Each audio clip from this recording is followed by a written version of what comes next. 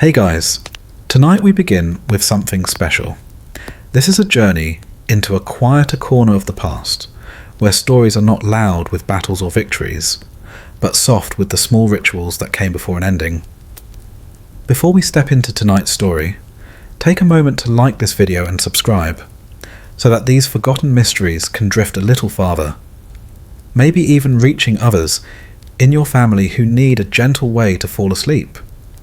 And in the comments, tell me your location and the exact time you're watching this. It's always fascinating to see those tiny lights glowing on a map across the world, each one of you listening quietly, together, though apart. And now, let us drift backward into rooms dimly lit by torches, where silence rests heavier than the stone walls themselves. The story of death rarely begins at the gallows, the scaffold, or the block of wood stained with centuries of endings. More often, it begins with something deceptively ordinary. A table, a bowl, a loaf of bread, or the faint steam rising from a plate prepared not to nourish, but to mark the threshold between life and silence. Across centuries, rulers, prisoners, rebels, saints, and outlaws found themselves seated before such tables, confronted with food that was less about flavour and more about finality. It is in these moments, in the quiet rattle of spoons against ceramic and the hesitant lifting of cups, that history holds its breath. The last meal is not always extravagant. Sometimes it is a simple crust, stale bread softened by water, handed through the bars of a cell. Other times it is a banquet meant to dazzle even as the executioner sharpens his blade in the distance. But whether humble or lavish, the last meal becomes a kind of mirror, reflecting not only the condemned person, but also the society that watched them eat. A ruler grants a prisoner wine to show mercy, a priest offers bread to promise salvation, and a monarch demands swan or venison to declare that even in death, he remains sovereign. Imagine a hall lit by flickering torches. The air is heavy with the scent of roasting meat and spilled ale. Courtiers whisper along the walls, their words hidden behind jewelled fans and stiff collars, while at the centre of the chamber, a condemned nobleman lifts a goblet, knowing the wine may never fully pass his lips before the trumpets sound. This is the stage where history arranges its characters. The food is the script, the table the stage, and the silence after the final bite, the curtain fall. What makes the last meal so strangely haunting is its pause in time. Death, which usually arrives suddenly with a blade, a fire, or a rope, is here delayed. There is a ritualized stillness as food is brought forth, as hands tremble over plates, as the condemned must reconcile hunger with dread. Few moments in history are so deeply human, for to eat is to live, and yet here, eating becomes the final act before life is surrendered. The table where history ends is not always grand. In the damp cells of medieval dungeons, the condemned often received little more than a hunk of bread and a cup of water. The stone floor beneath them was cold, the straw damp with mildew, and yet even this modest meal bore significance. To deny food would have been cruel. To offer it, even in meagre portions, was to acknowledge the condemned as still human for a few more hours. In those small moments, guards became reluctant companions, sliding bowls through iron grates, perhaps looking away, unwilling to meet the eyes of those destined for the scaffold. But in palaces, the spectacle was different. Kings and emperors who knew their time had come, through treachery, defeat, or sickness, often ordered lavish feasts, not because they hungered, but because they wished to stage their departure with grandeur. For them, the last meal was less about nourishment and more about memory. Every dish that arrived, every goblet that clinked, every morsel swallowed, was a reminder that power might end in death, but dignity could be preserved in ritual. Across the centuries, chroniclers recorded such meals with fascination. They wrote of emperors who dined on peacocks roasted whole, of generals who demanded salted fish, of queens who nibbled only at fruit, of soldiers who drank ale until their speech slurred. These details linger not because of the food itself, but because they transform the condemned into figures of theatre. One can almost hear the scrape of the chair against the floor, the knife cutting into flesh one final time, the soft sound of chewing in a chamber that smelled faintly of iron and inevitability. Consider, too, the symbolism of the meal. Bread, the simplest of foods, became a reminder of daily life, an anchor to ordinary existence. To eat bread before death was to cling to the familiar, to say farewell in the language of sustenance. Wine, crimson in the torchlight, often carried a different weight, half blessing, half omen. To drink it was to embrace a fleeting warmth, a last rush of the senses before silence. And when fruits, sweets, or spiced meats appeared, they seemed to mock the condemned with abundance. Food meant to delight became food that marked a departure. Some condemned men refused their last meal altogether. They pushed plates aside, not because of courage, but because of a strange resistance to participate in the ritual. To eat was to accept, to acknowledge that the end was near. By refusing food, they sought to deny time itself, as though hunger might suspend the inevitable. Others devoured their meals with fervour, shoveling food into their mouths as though the act of eating might prolong life, each bite a borrowed second. In monasteries and abbeys, where executions were framed as moments of spiritual reckoning, the last meal often consisted of lentils, bread, or fish, humble foods tied to faith. Monks believed that simplicity purified the soul. A condemned man chewing slowly on lentils in a candlelit refectory was not merely eating. He was preparing to stand before eternity. The silence of such meals was profound. No music, no laughter, only the soft scrape of spoons and the muffled sobs of those nearby. The table where history ends thus becomes a place of contradictions, abundance and scarcity, comfort and terror, ritual and chaos. Around it, the condemned and their keepers share a strange bond, a recognition that this meal is unlike any other. No one lingers after it. No one clears the plates with cheer. It is food carried to a mouth that will soon speak no more, swallowed into a body already marked for departure. One can imagine the flicker of a torch in a dungeon corridor, the faint clatter of chains as a guard carries in a wooden tray. On it, a simple plate, bread, cheese, perhaps a slice of salted meat. The condemned sits in silence, hands trembling as they reach for the food. Outside, the crowd already gathers, unaware of this quiet moment inside the walls. Or in a castle chamber, the clatter of silver platters, the perfumes of roasted meats, the rustle of silk garments as courtiers watch a ruler eat his last with the same curiosity with which they once watched him command. These meals, scattered across centuries and continents, form a quiet thread in human history. Empires rise and fall, battles rage and fade, names of rulers are carved into stone and later forgotten, but the image of a man or woman taking their last bite remains vivid. It is not the taste that matters, nor the recipe, but the stillness of the moment. A silence thicker than the dungeon walls, heavier than the crown or the sword, as the table where history ends is not a single place, but many. It might be a rough plank balanced on stones in a prison cell, or a marble table gilded with gold in a palace hall. What unites them is the ritual, the acknowledgement that food marks the boundary between life and death. One more bite, one more swallow, one more sip, then the sound of footsteps in the corridor, the creak of doors opening, the summons that cannot be denied. And so, history begins here, at the table where it ends. with bread broken in silence, with wine raised toward trembling lips, with meat carved by hands that shake.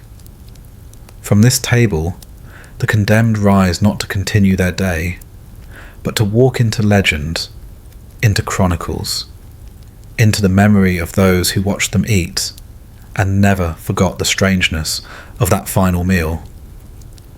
The food consumed disappears quickly, but the image remains.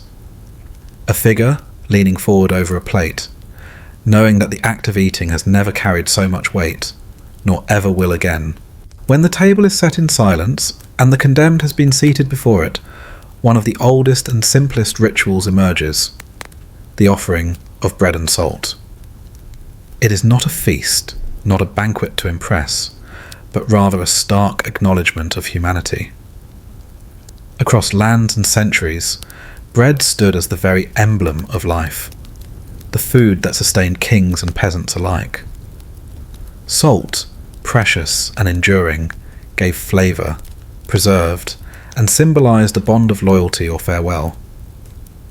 Together, they became the most common of last meals, served not to please the senses, but to remind both the eater and the onlookers that even on the brink of death, the act of breaking bread carried meaning. In medieval courts, where execution was both a legal sentence and a public performance, bread and salt became a gesture of ritual. Before the condemned was led to the block, a small loaf would be placed before them, sometimes alongside a pinch of salt resting in a clay dish. The prisoner would touch the bread, perhaps bless it with trembling fingers, and take a bite that was often dry, coarse, and difficult to swallow. This was not the indulgence of a king's table, but the nourishment of common survival, reduced to its purest form. Salt, too, carried weight beyond taste. In many cultures, to share salt was to acknowledge a bond, however temporary. It meant that the one who gave it could not, by tradition, betray the one who received it. Yet in the shadow of the executioner's axe, that bond became hollow, a courtesy extended to a man whose fate was already sealed. The gesture soothed conscience more than body, allowing rulers and guards alike to believe they had honoured some ancient code even as they prepared to end a life. Imagine a stone chamber before dawn. Torches hiss in the damp air, casting thin shadows along the walls. A wooden table sits at the centre, its surface scarred by age and use. Upon it rests a round loaf of bread, hard at the edges, and beside it a pinch of salt gleaming faintly in the light. The condemned is brought forth, wrists still bound, shoulders heavy with resignation. The guards loosen the ropes just enough for hands to reach forward. The bread cracks as it is torn, crumbs scattering like dust. The condemned raises a piece to his lips, chewing slowly, eyes fixed not on the food, but on the floor, where the axe will soon fall. The salt stings on the tongue, a sharp reminder of reality, a final sensation to carry into silence. This ritual was not always solemn. Sometimes it was imposed hurriedly, as though authorities sought to check a box before the sentence was carried out. The bread might be stale, the salt spilled carelessly, the condemned barely able to eat before being dragged away. Yet even in these hurried gestures, the presence of bread and salt gave the moment a strange weight. The humblest of foods became the bridge between living breath and final stillness. Chroniclers recorded curious details. In some towns, the bread was baked without yeast, flat and heavy, as if to remind the condemned that no rising would follow this day. In others, the salt was placed directly on the prisoner's tongue, a ritual echoing ancient rites of oath and truth, as though in death one must still taste honesty. Even when forgotten by law or custom, these gestures were remembered by those who witnessed them, described in journals, whispered in taverns, passed down in folk tales. Bread, in its simplicity, carried another meaning. It was the food of the poor, the ordinary. To give bread as a last meal was to strip away the trappings of rank, to reduce the king, the knight, the priest, and the peasant to the same condition. A man about to die, chewing on grain ground into dust, bound by the same hunger that once sustained him. Death levels all hierarchies, and in the act of breaking bread before the axe, the condemned became not noble nor criminal, but merely human. And yet in some places, bread and salt were treated almost as offerings to the soul rather than the body. To eat them was to prepare not just for death, but for what lay beyond it. Priests would press bread into the prisoner's hands, whispering prayers as the salt dissolved on the tongue. It was said that these final morsels might carry a man across the threshold, a simple sustenance for the journey into eternity. Whether the condemned believed this or not, the ritual carried a stillness that no banquet could match. One can picture the quiet procession. Outside, the square is filling with people, their murmurs swelling like a tide. Inside, the chamber is hushed but tense. A loaf rests on a wooden tray. The prisoner, pale and weary, breaks a piece, dips it in the pinch of salt and eats. His lips move faintly, perhaps in prayer, perhaps in silence. The guards watch without speaking, for in this moment even they feel the weight of ritual. It is not a meal for hunger, but for closure. In some traditions, the condemned was expected to leave a piece of bread uneaten, to symbolize that life too had been left unfinished. The untouched portion remained on the table long after the prisoner was gone, as if to remind the living that every story is interrupted, every life cut short before it feels complete. The crumbs were swept away quietly, but the meaning lingered, haunting those who carried out the sentence. Salt, in turn, had its own superstitions. To spill it carelessly was considered unlucky, a sign of betrayal or doom. Thus, when salt was offered to the condemned, there was an added layer of foreboding. The grain sparkled faintly, glinting like tiny crystals of fate. Some prisoners pressed the salt to their lips with solemnity, as though sealing a final vow. Others refused, shaking their heads, unwilling to taste the bitterness of inevitability. The axe itself stood nearby, polished, waiting. The executioner, often seated in the corner, sometimes shared in the ritual. Chronicles speak of executioners who dipped bread in salt alongside their prisoners, eating together in silence before carrying out their grim duty. It was a strange intimacy, as if by sharing food they acknowledged a bond forged in that fleeting moment. The condemned offered his life, the executioner his blade. Between them lay bread and salt, a fragile bridge of humanity. And then the moment ended. The bread consumed, the salt licked from trembling fingers, the prisoner rose. The chair scraped against the floor, chains clinked, and heavy doors creaked open. The air outside was louder, harsher, filled with the cries of the crowd. The table remained behind, the crumbs scattered, the salt dish half empty, a silent witness to the final ritual. The story of bread and salt before the axe tells us much about human history. It reveals how even in the darkest of customs, people sought meaning. They needed rituals to soften the cruelty, symbols to explain the inexplicable, gestures to remind themselves that death was not merely an act of violence but also a passage. Bread and salt, simple and enduring, carried that weight better than any feast. For what is bread but the very essence of survival? What is salt but the element that preserves and flavours life? To offer them to the condemned was to say, here is life, in its most basic form. Take it once more, and then release it. The condemned man, chewing slowly, did not think of banquets or delicacies. He thought of hunger satisfied and life sustained, and how both would end in moments. The salt stung, The bread crumbled, the axe gleamed. The ritual was complete. And with that, the condemned was led onward, leaving behind not a feast, not abundance, but the memory of bread and salt upon the tongue, the simplest farewell before steel and silence. The simplicity of bread and salt belonged to prisoners, rebels, and the condemned of the common world. But emperors, rulers, and sovereigns often dined in a different theatre of death. Their tables were never bare planks in cold chambers, but great expanses of polished wood or marble, covered with embroidered cloth, lined with silver dishes and golden goblets.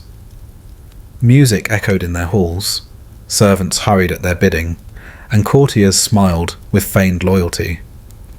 Yet even here, where power sought to disguise mortality beneath layers of silk and ceremony, the last meal held a shadow of its own.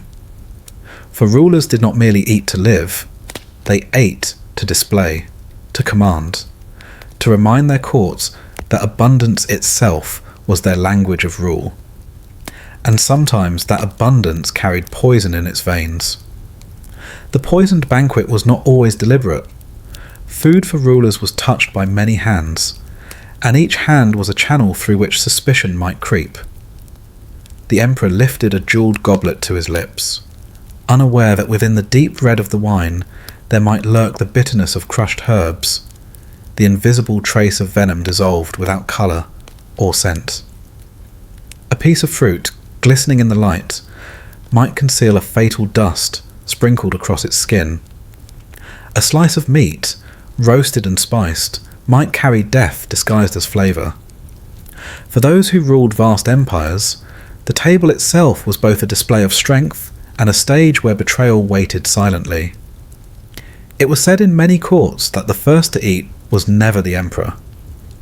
Food tasters, men chosen not for rank, but for their expendable loyalty, placed each morsel to their lips first. They chewed, they swallowed, they waited. If their faces remained calm, if their bodies did not collapse, then, and only then, would the emperor reach forward. Yet poison was not always swift. Some brews worked slowly, sliding quietly through the body, taking hours or even days before their work was complete. An emperor might rise from the banquet smiling, wine still warm in his veins, only to stagger and fade as dawn broke. Consider the imagery of such banquets. A hall filled with torchlight, banners heavy with embroidered emblems swaying above. Long tables gleamed with vessels overflowing. Roasted pheasants, bowls of olives, platters of figs, fish glistening with oil, loaves soft and steaming. Goblets caught the firelight, jewels along their rims flashing like watchful eyes. Courtiers whispered, raising their cups, their voices a hum beneath the music. At the head of the hall, the emperor reclined upon his chair, his hand reaching for bread, his smile masking a truth he did not know, that every bite might carry death closer to his heart. Poison, unlike the axe, required no spectacle. It was a silent weapon, designed to make death appear as sickness, weakness, or the slow unravelling of life. In this way, it suited the banquet perfectly. A ruler surrounded by wealth and ceremony could fall victim to betrayal without sword or spear ever being raised. And yet, the poisoned banquet was not always hidden. Sometimes it was deliberate, a staged farewell. An emperor who knew rebellion swelled outside his palace might choose to feast one final time, drinking deeply from his goblet though he knew it had been tampered with. To die at the banquet was to die as emperor, surrounded not by executioners, but by the symbols of power itself. History whispers of rulers whose banquets ended in silence. Ancient chronicles speak of poisoned honey wine, of deadly herbs folded into sauces, of powdered minerals dissolved in clear liquid. Guests watched with unease as their sovereign's face grew pale, as his hand trembled on the edge of the table, as servants rushed forward with nothing but helplessness in their eyes. The hall that moments before rang with laughter now filled with the hush of disbelief. The last meal of the emperor was not shared in intimacy or ritual, but in spectacle, with an audience of hundreds watching as power collapsed before their eyes. Yet these meals were not solely about death. They were also about the fragile theatre of loyalty. To dine with an emperor was to share in his authority, but also to risk his fate. Courtiers lifted their goblets with forced courage, wondering if the poison had touched their wine as well. Servants carried platters with steady hands, though their minds questioned every scent and spice. And the emperor himself, for all his grandeur, remained a man placing food between his lips, unaware of what lingered there. The banquet table, in these moments, became both throne and tomb. The very abundance that defined imperial rule turned into the vehicle of destruction. Where others died with bread and salt, emperors died with pheasant and wine, their plates half filled, their goblets half drained, their last moments blurred by the richness of the meal that was supposed to remind the world of their invincibility. There is a strange irony in these stories. Poison does not change the taste of figs, does not alter the sweetness of honey, does not mask the fragrance of roasted lamb. The condemned emperor chewed and swallowed as he always had, unaware that his body was already being undone. The banquet did not warn him. The flavour did not betray the secret. Death came quietly, even politely, waiting until the emperor believed himself safe. In this way, the banquet mocked him, abundance offered as a gift, hiding the seed of ruin. And yet, despite the risk, emperors continued to dine lavishly. They surrounded themselves with food not simply to eat, but to demonstrate the reach of their power. Exotic spices brought from distant lands, fruits ripened in climates far away, meats roasted with techniques refined over centuries. All of it announced that the empire could gather the world onto one table. To refuse such displays would have been to deny authority itself. And so, though poison lurked in every dish, the emperor ate. Those who attended such meals later remembered them in detail. A servant whispered of the moment the goblet slipped from the emperor's hand, spilling crimson wine across the white cloth, like blood foreshadowing itself. A courtier recalled the silence that followed, the way laughter died in the throat, the way eyes darted from one face to another, searching for guilt. A soldier remembered the scraping of chairs as guests rose in confusion, unsure whether to flee or kneel. The meal itself faded quickly, the bread consumed, the meat gone cold, but the memory of that sudden shift from feast to death remained vivid. For the emperor, the poisoned banquet was not only a meal, but a statement. To die at the table meant to die amid symbols of wealth, amidst the splendour that had defined his reign. Bread and salt stripped men to their humanity. The poisoned banquet clothed rulers in their fragility. It revealed that even the highest among men could not guard his lips against betrayal, could not taste the difference between life and death until it was too late. And so, the hall remained long after the emperor was carried away. The dishes sat half-finished, the candles burned low, the air still heavy with the scents of roasted meats and spiced wine. Servants cleared the plates in silence, their eyes downcast, their hands trembling. Courtiers whispered in corridors, uncertain whether to mourn or plot. The banquet, once a celebration, had become a shadowed memory, its grandeur now stained with suspicion. The poisoned banquet lingers in history because it captures the paradox of power, that those who sat highest upon their thrones were never safe, not even at their own tables. The emperor's last meal was not a humble crust or a bowl of lentils. It was a grand display that betrayed him, a feast that turned into a weapon, a final act staged not by choice but by circumstance.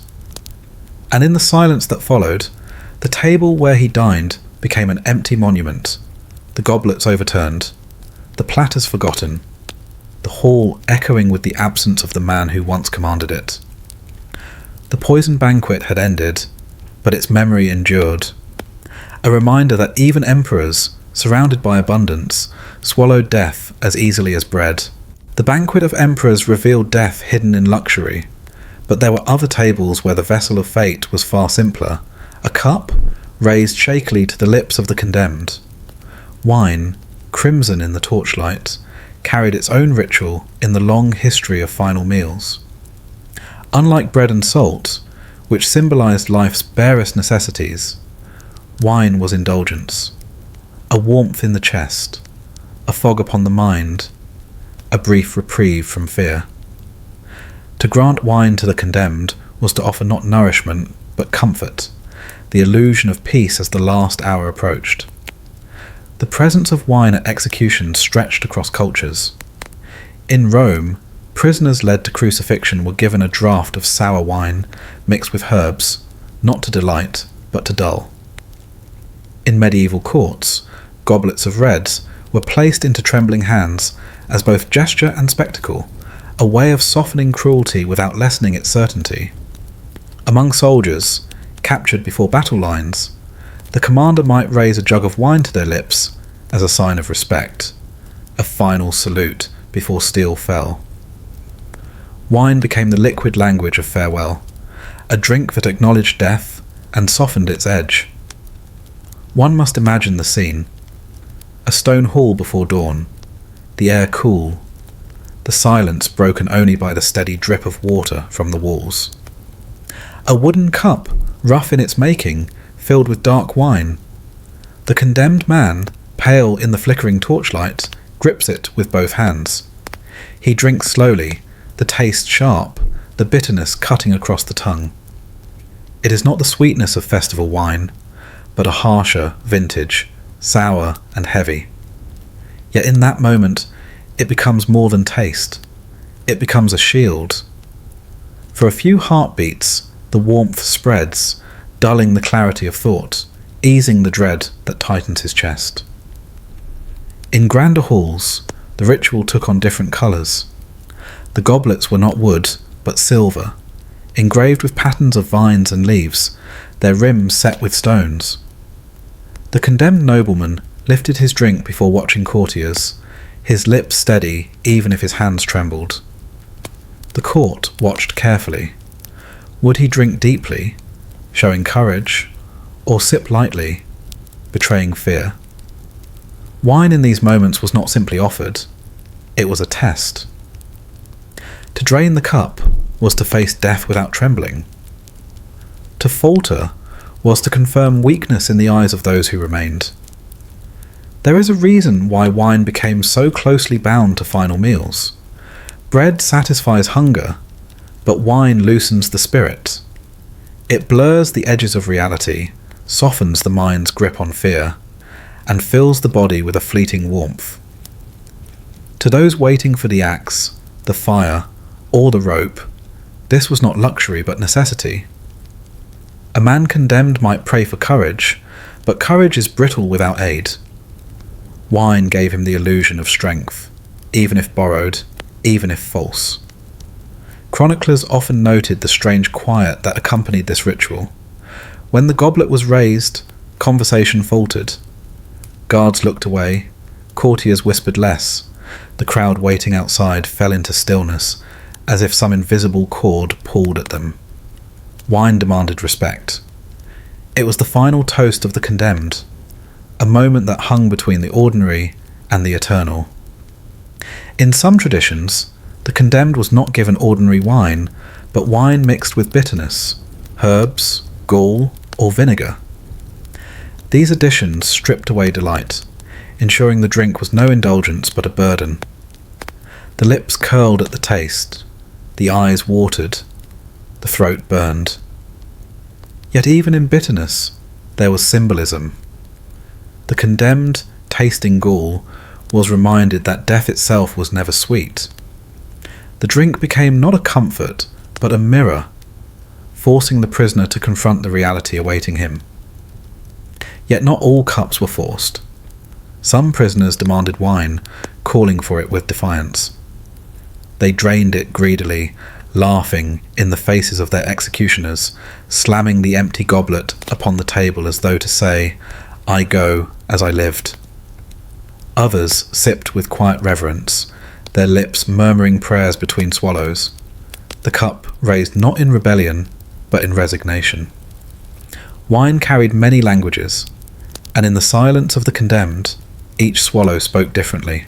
Picture a cold courtyard at dawn. The executioner sharpens his blade upon the stone. The crowd gathers behind the wooden barriers, their breath misting in the morning air. The condemned is led forward, his chains rattling, his steps slow. A priest offers him a cup of wine, the liquid glinting red against the pale light. He takes it, drinks deeply, and hands it back with a nod. The warmth spreads through him, and though the blocker waits, though the crowd leans forward, for a fleeting moment he feels not terror, but calm. The ritual has done its work. Wine was not always mercy. Sometimes it was treachery. In courts where poison was a tool of politics, the goblet itself was suspect. A condemned prisoner, offered wine, might hesitate, knowing too well that its contents could hasten death before the executioner's blade. Chronicles speak of men who refused the drink, fearing trickery more than the axe. Others drank despite their suspicion, preferring the chance of a swifter end. The wine was swallowed, the poison hidden, and the condemned walked forward never knowing whether the warmth in their chest was alcohol or venom. There is something haunting in the thought that the condemned shared a ritual so deeply tied to celebration. Wine was the drink of weddings, of harvests, of victories.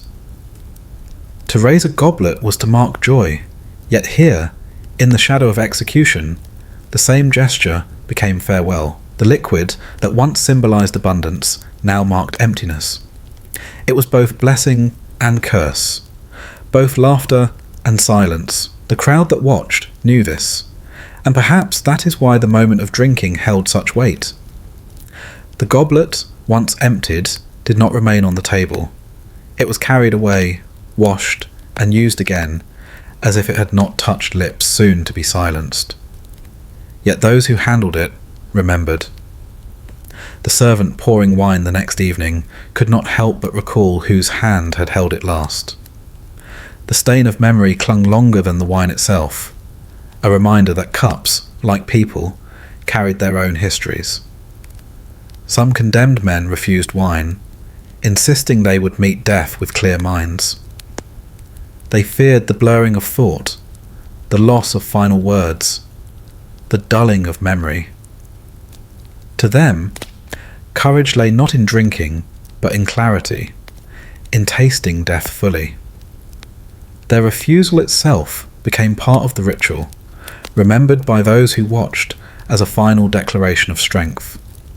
Yet even in refusal, wine lingered, for the goblet remained untouched upon the table, a silent offering never claimed. The presence of wine at the table of the condemned reveals much about human nature.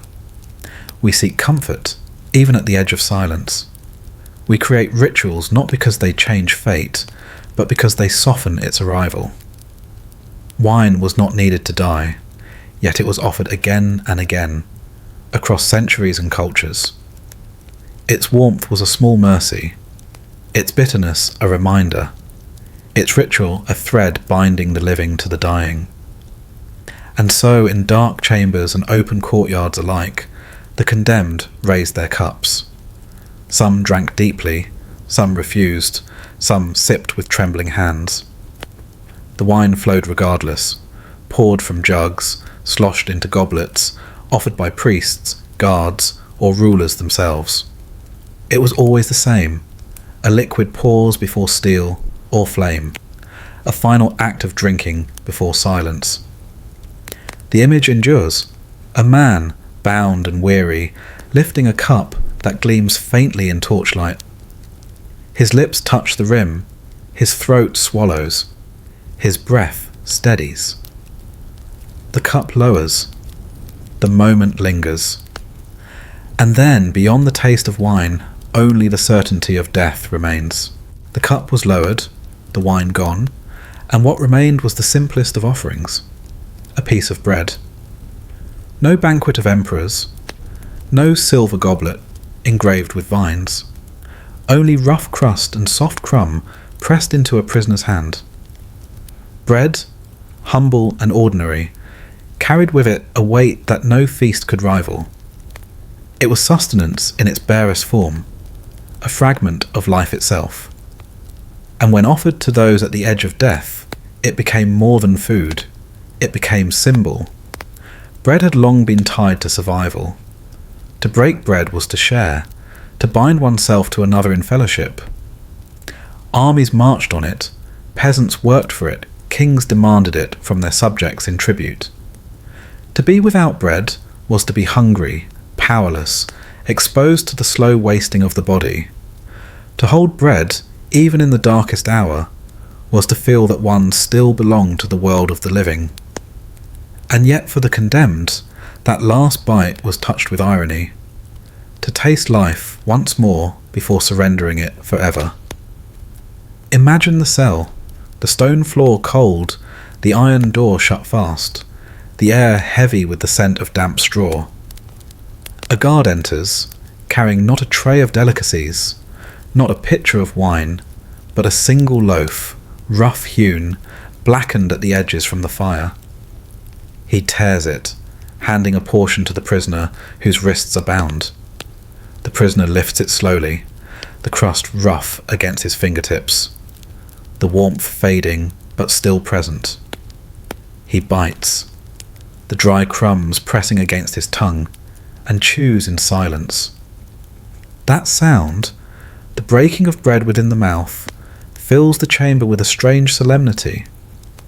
For those who hear, it is a reminder that even in the shadow of death, the rituals of life continue. Bread in these moments was not always fresh.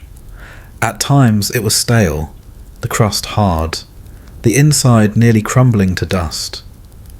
The condemned had to moisten it with water or wine to swallow. Yet even so, it was accepted, for bread was more than flavour. It was ritual. Its presence in the final hour spoke of continuity, of customs too old to be ignored. Courts and prisons across centuries insisted upon it, as though death without bread was somehow incomplete. To eat bread before execution was to take part in a dialogue between the body and the soul. The body recognized it as food, a final spark of nourishment. The soul recognized it as symbol, a gesture of farewell. In Christian lands, bread carried sacred weight, tied to the memory of the Last Supper, where bread was broken as a sign of sacrifice. To place bread in a prisoner's hands was to echo that ancient meal, to remind both prisoner and onlookers that suffering and death were not without precedent. Yet even beyond religion, bread carried meaning. In villages where wheat was precious, the sharing of bread meant solidarity, and so to give bread to the condemned was to acknowledge their humanity, if only briefly. There are records of prisoners who refused to eat, pushing the bread aside, letting it fall to the floor. To them, to bite bread was to linger in the world they were about to leave. Hunger became their final protest, emptiness their chosen companion into silence.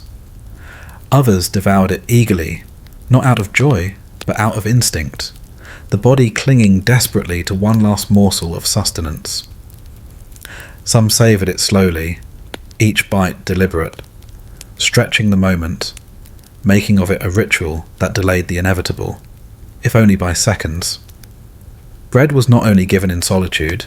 In public executions, loaves were sometimes shared with the condemned as they were led to the gallows. Hands reached out from the crowd, breaking pieces, passing them forward, pressing them into the prisoner's palm.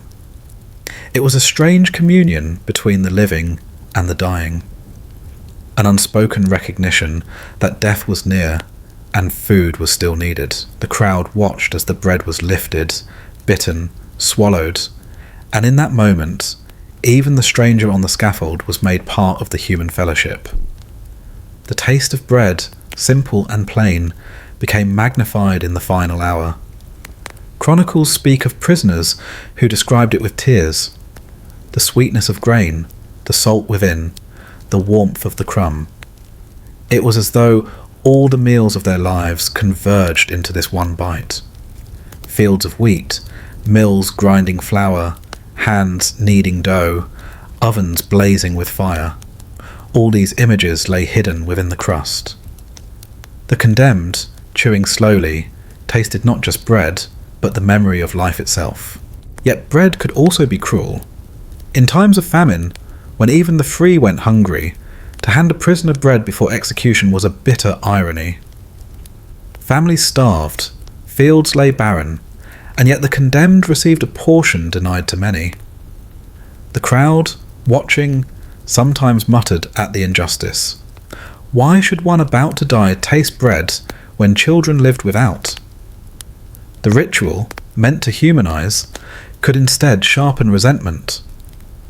Bread, once symbol of mercy, could also become a reminder of imbalance. Still, rulers clung to the practice. Bread carried weight beyond practicality. It softened the spectacle of execution, making cruelty appear tempered by ritual. It allowed kings, judges, and priests to claim that even in death, the condemned were not stripped of dignity. Bread was cheap, yet its meaning was vast. A crust in the hand of a prisoner told the world that mercy, however small, had not been wholly forgotten. Think of a prisoner kneeling before the block.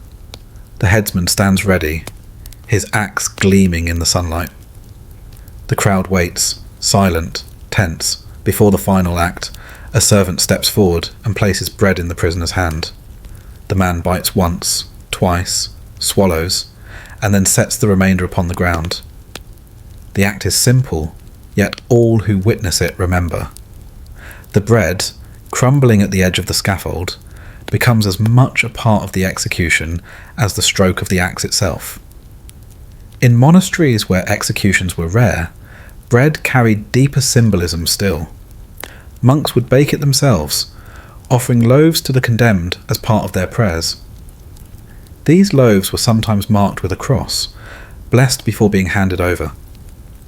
The prisoner, tasting the bread, received not only food, but benediction.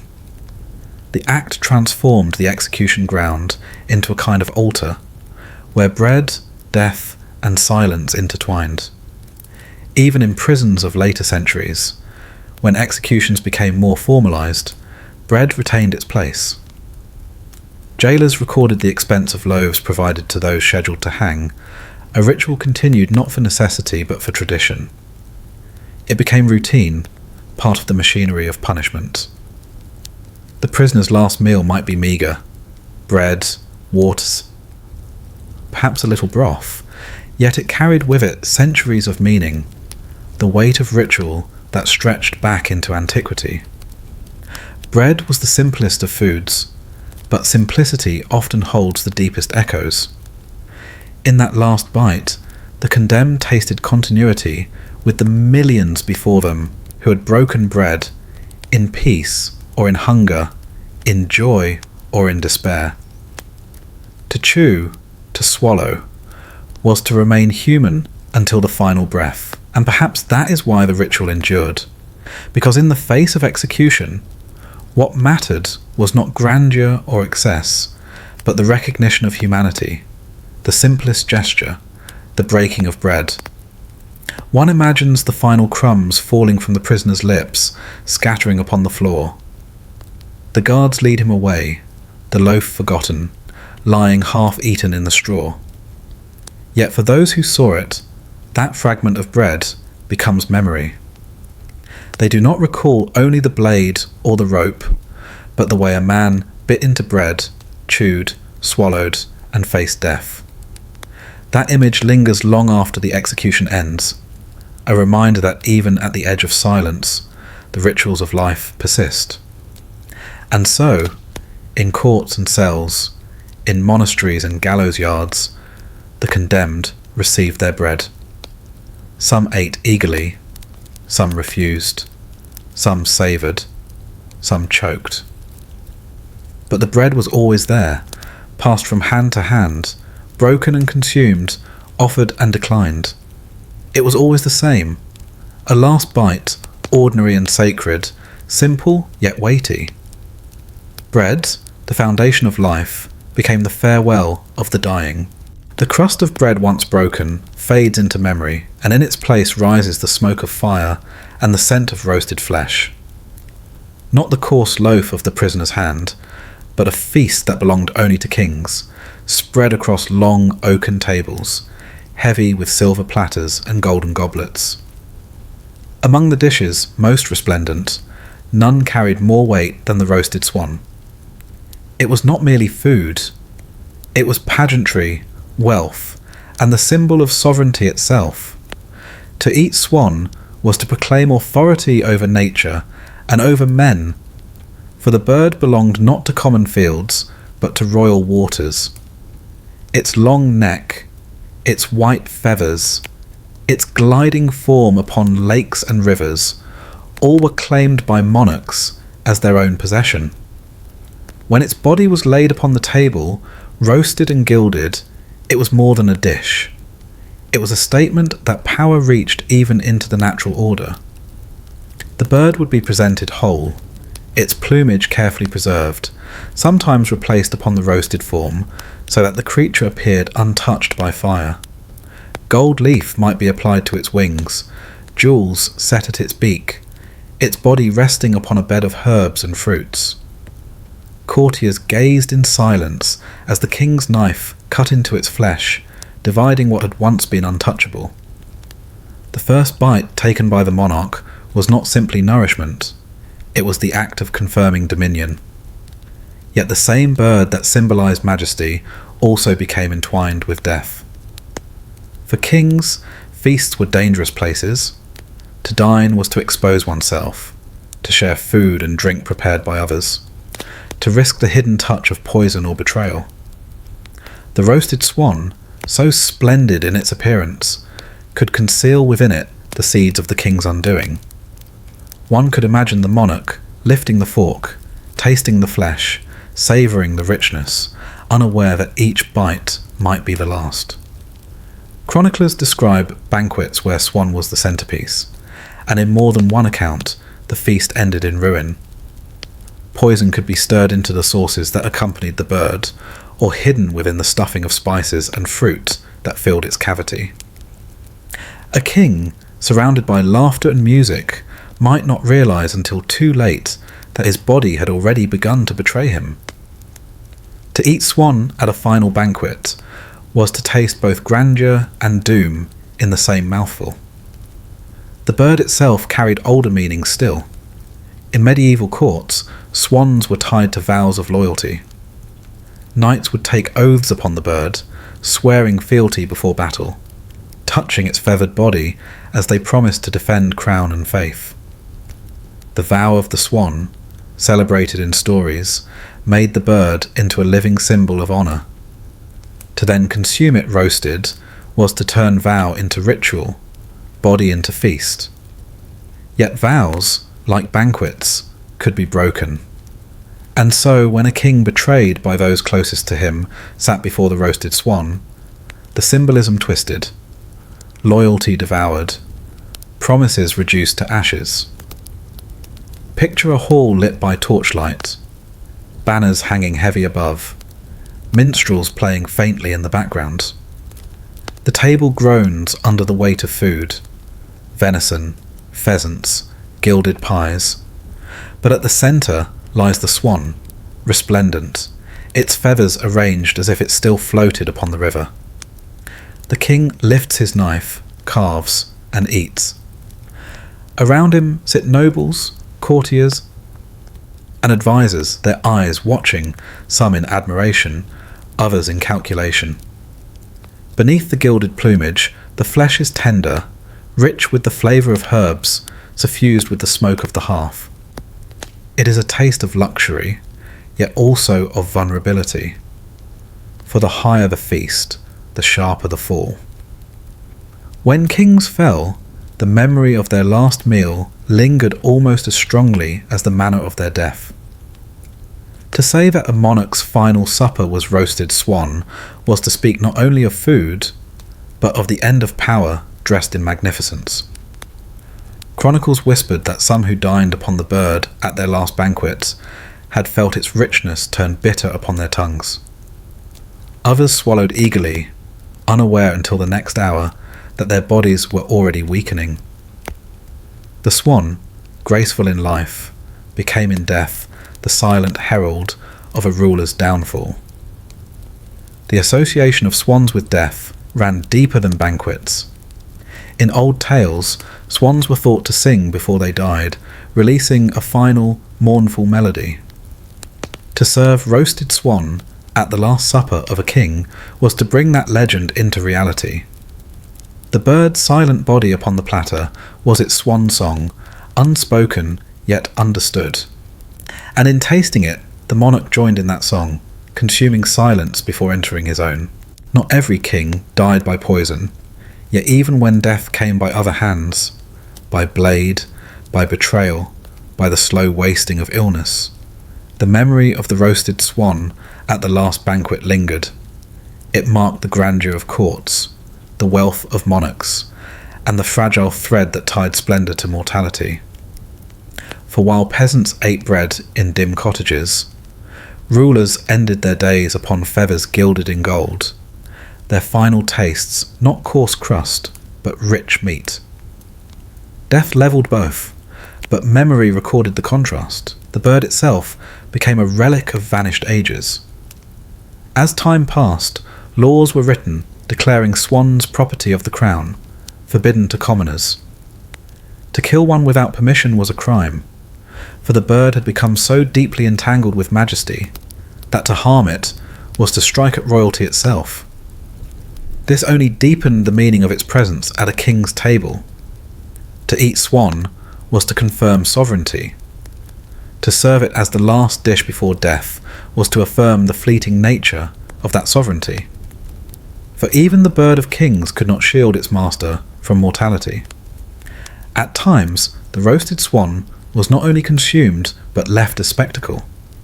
In some feasts, the bird was presented and admired, its flesh untouched, its form a silent ornament to the table. To die with the image of swan before one's eyes was to face the end while gazing upon the symbol of power. Whether eaten or not, the bird's presence was inescapable. It was there at coronations and at funerals, at celebrations and at betrayals. Its body lay across the history of monarchs like a feathered shadow. The memory of kings who tasted swan at their last meal lingers less in detail than in symbolism. Whether the meat was tender or tough, whether the sauce was spiced or sour, mattered less than the image of the monarch dining, unaware of how swiftly the feast would end. The roasted swan became not only a dish, but a metaphor, for splendour consumed, for vows broken, for life taken amid luxury. One might imagine the great hall empty after the feast, the swan reduced to bones upon the platter, its feathers scattered across the floor. The torches burn low, the music ceases, and the king, who once raised his knife, lies silent. What remains is the smell of roasted flesh lingering in the rafters. The echo of laughter faded, and the vision of the bird that had been both crown and coffin. And so, the roasted swan stood at the boundary between grandeur and silence, between majesty and mortality. Its body, once gliding across waters untouched, ended gilded and roasted, consumed at tables heavy with power. For some, it was the last taste before death, a final mouthful of sovereignty reduced to flesh and bone. In its presence, kings dined like gods, yet departed like men. The swan's gilded feathers fade, and the echo of its splendour gives way to shadows. The hall with banners and gold collapses into silence, replaced by the echo of dripping water and the rank odour of stone. Where kings had feasted on roasted grandeur, the forgotten sat on the cold floor of dungeons, their meals reduced to fragments, their choices stripped to the bone. In these depths, there was no music, no glitter of goblets, no silver platters. What remained often was a piece of fruit, bruised, bitter, offered in darkness as both sustenance and reminder. Fruit, in such places, was a strange offering. Its sweetness, when ripe, belonged to gardens, to orchards kissed by the sun. Yet in dungeons, sweetness rarely survived the journey. The fruit that reached the condemned was often bruised, its skin torn, its flesh softening toward rot. Apples marked with spots, pears turned coarse, figs darkening with a sour tang. To bite into such fruit in the half-light of a dungeon was to taste both life and its decay at once. The condemned did not always have the luxury to refuse. Hunger was a gnawing companion in those narrow cells, where bread was rationed and water scarce. When a piece of fruit appeared, it was accepted, no matter its state. Fingers dirty from iron chains pressed into its skin, nails dug into soft flesh, juice dripping onto stone floors. The taste could be sharp, sour, almost cruel, as though the fruit itself mocked the eater. Yet even so, it was food, and food in that hour was not only nourishment but ritual. Fruit carried meanings older than the dungeons themselves. In ancient tales, fruit was temptation, a lure into knowledge or downfall. To eat it was to taste more than flesh. It was to bite into destiny. The prisoner in the dungeon, sinking teeth into bitter pulp, echoed myths far older than the walls around him. The act was small, almost invisible, yet it tied the condemned to stories of kings and gods, of gardens lost and promises broken. There are accounts of prisoners whose last request was for fruit, not meat, not bread, not wine, but fruit. An apple, to remind them of orchards in their youth. A pomegranate, its seeds glistening like rubies, a symbol of the underworld they were soon to enter. Grapes, clustered and ripe, their sweetness fleeting on the tongue. These requests, humble yet heavy with memory, reveal the quiet humanity of the condemned. In the shadow of death, the simplicity of fruit carried more weight than feasts of kings. The dungeon itself shaped the experience. Light barely filtered through, so the fruit was eaten more by feel than by sight. Fingers traced its curves, found its bruises, tore it open without ceremony. The mouth tasted without knowing what the eye could not see, trusting flavour to reveal the truth. Sometimes the prisoner bit into unexpected sweetness, a rare gift in the darkness. More often, the fruit was sharp, the juice stinging the tongue, the flesh carrying the tang of rot. The contrast between expectation and reality mirrored the path of life itself. The sweetness hoped for, the bitterness delivered. The guards who handed over the fruit did so without ceremony. It was part of the routine, a fragment of the final allowance, like water in a cup or straw upon the floor. Yet even they must have noticed how the condemned treated it differently. A man who had eaten hundreds of apples in his life would hold this one as though it were the first and the last combined, and some prayed over it, some kissed it before biting, some held it in their hands until the guard demanded haste.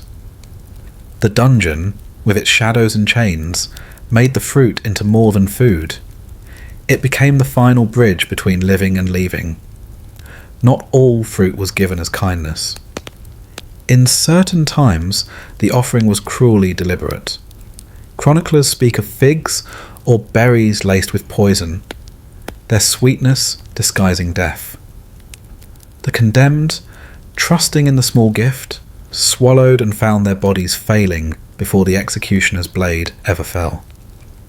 In such moments, fruit became the execution itself, soft flesh hiding lethal intent.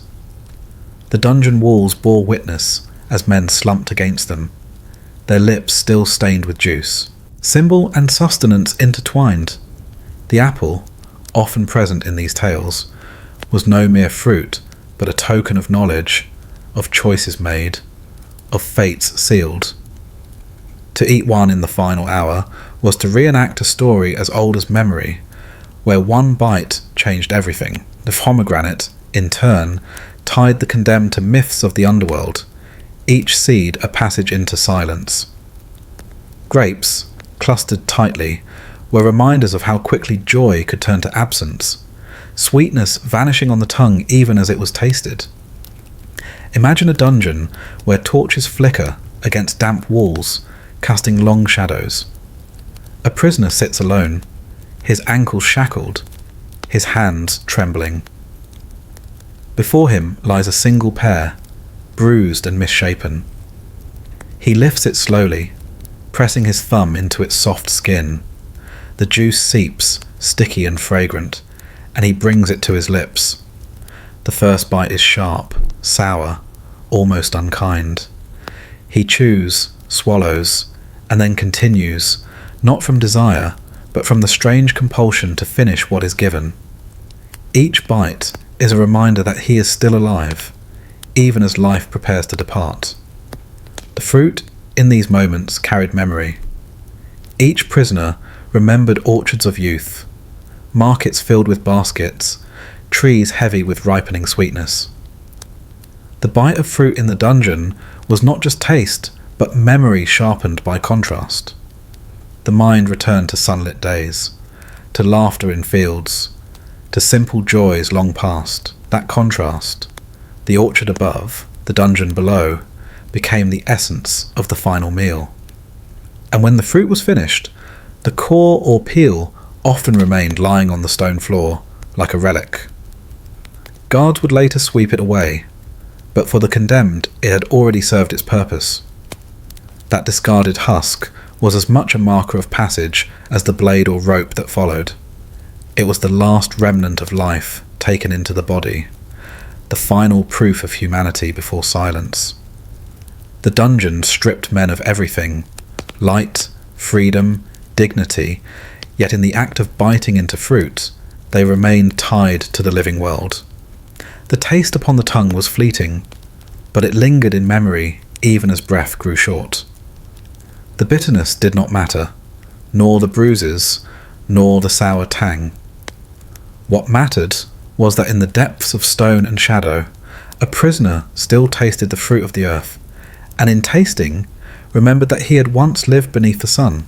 The bitter fruit in the darkness fades, and in its place rises the sound of drums, steady and deliberate, echoing across a military camp. Where prisoners chewed in silence, generals faced their end with ceremony, surrounded not by damp stone, but by the remnants of their armies, their banners torn, their armour dulled by defeat. And when the hour drew near, their table was laid not with scraps, but with feasts, heavy, solemn, deliberate.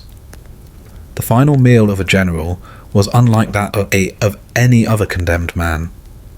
It was not bread handed through iron bars, nor a bruised apple dropped into weary hands. It was a banquet that marked both victory and ruin, a gathering in which food became ritual, binding the commander to his fate before men who once marched at his command. Every dish placed upon the table spoke of power once held, of campaigns waged, of nations changed by the weight of his decisions. Imagine the tent of a fallen commander. Its canvas still holds the smell of smoke and iron, the ground beneath it scarred with mud and blood. Inside, a long table is set with bowls of stewed meat, loaves of dark bread, platters of roasted fowl, and pitchers of wine. The general sits at the head, his armour removed, his sword taken, his hands free only to lift food to his mouth. Around him, silence is heavy, broken only by the clatter of plates and the shuffle of soldiers who watch, some in mourning, others in bitterness. The meal is not joyous. It is deliberate, slow, almost ceremonial. The general eats with calm dignity, each bite measured, each swallow carrying the weight of unspoken farewells. For the men watching, this is no ordinary supper. It is the last act of leadership, a performance of composure that reassures them, even as he faces death. The food is not only sustenance, but symbol. Meat for strength, bread for continuity, wine for courage. History remembers these feasts in fragments. One general requested roasted lamb, seasoned with herbs gathered from the fields where his armies had once camped. Another demanded fish, caught from rivers that had marked his campaigns. Yet another insisted on nothing more than bread and wine, wishing to eat like his soldiers one final time. Each choice carried meaning, each meal an echo of the life lived before it. The presence of soldiers turned the feast into ritual. They stood in ranks, silent, their eyes fixed on their leader as he ate. The general, once giving orders in the din of battle, now gave none. His only command was the quiet endurance with which he faced his final meal. Some of the soldiers wept. Others hardened themselves, unwilling to show weakness. All of them understood that the food upon the table was not merely the last for him, it was a farewell to them as well. Wine, dark and heavy, often accompanied these feasts. The general lifted the cup, toasted not to his own survival, but to the men who had followed him. He drank, the liquid burning down his throat, its warmth mingling with the chill of fate. Sometimes he spoke words of farewell, sometimes he remained silent, letting the act of drinking itself become his last speech. The soldiers, in turn, raised their own cups, drinking with him, sharing in the ritual. In that moment, death was not faced alone, but together, through the communion of food and drink. The food itself carried memories. Each bite of roasted meat recalled campaigns fought under the sun. Each slice of bread evoked nights around the campfires. Each sip of wine echoed the celebrations of victories past. The general's feast was never merely about the present. It was a condensation of all the meals that had come before, gathered into one. The Last Supper of a soldier leader was both culmination and farewell, and sometimes the feast was rich, designed to honour the general's rank even in defeat. Tables laden with game, birds, cheeses, fruits, and spiced stews. Servants carried platters, poured wine, arranged dishes with care, as though the grandeur of the table could soften the severity of what followed. At other times the meal was stark, reflecting ruin and humiliation. A simple loaf, a slab of salted meat, a jug of sour wine, the food of ordinary soldiers, offered to a man who had once commanded thousands. The contrast itself carried its own cruel weight. There are stories of generals who refused to eat. They sat before the table, staring at the dishes, unmoving, their hunger lost to the certainty of death. For them, to partake was to concede, to accept the ritual laid before them. Their refusal became its own act of defiance, a final command over their bodies when all else had been taken. Yet most ate, slowly, deliberately, transforming the act of dining into a final gesture of dignity. The general's feast carried another layer of meaning. It was a reminder to the victors that even the mighty fell. To watch a once powerful leader reduced to eating his last meal under guard was to see the fragility of human fortune. The very soldiers who once feared his commands now observed his silence. The table became both throne and scaffold, the food both offering an epitaph. And when the meal ended, silence deepened. The plates were cleared, the wine cups drained, the bread reduced to crumbs. The general rose, or was led away, leaving behind the table where his last command had been given without words. The soldiers watched as he departed, some with grief, others with grim satisfaction. The food remained only as memory, fading even as the next act began. The story of such feasts endured not because of their flavours, but because of their meaning. Chroniclers remembered them as symbols, linking the general's life of command to his final submission to fate. The roasted lamb, the salted fish, the shared wine, these became more than details of a meal. They became the lens through which his death was remembered, the last echo of leadership heard in the quiet of dining. Imagine now a hall after the general has gone. The table still bears the stains of wine, the bones of roasted meat, the scattered crumbs. The torches burn low, the soldiers disperse, the silence settles. What remains is not the taste of the food, but the memory of a man who faced death, not in battle, but at the table, his last act one of eating among his men. The feast, heavy with symbolism, lingers in the mind long after the body has vanished. For the general, the final feast was not merely the last meal.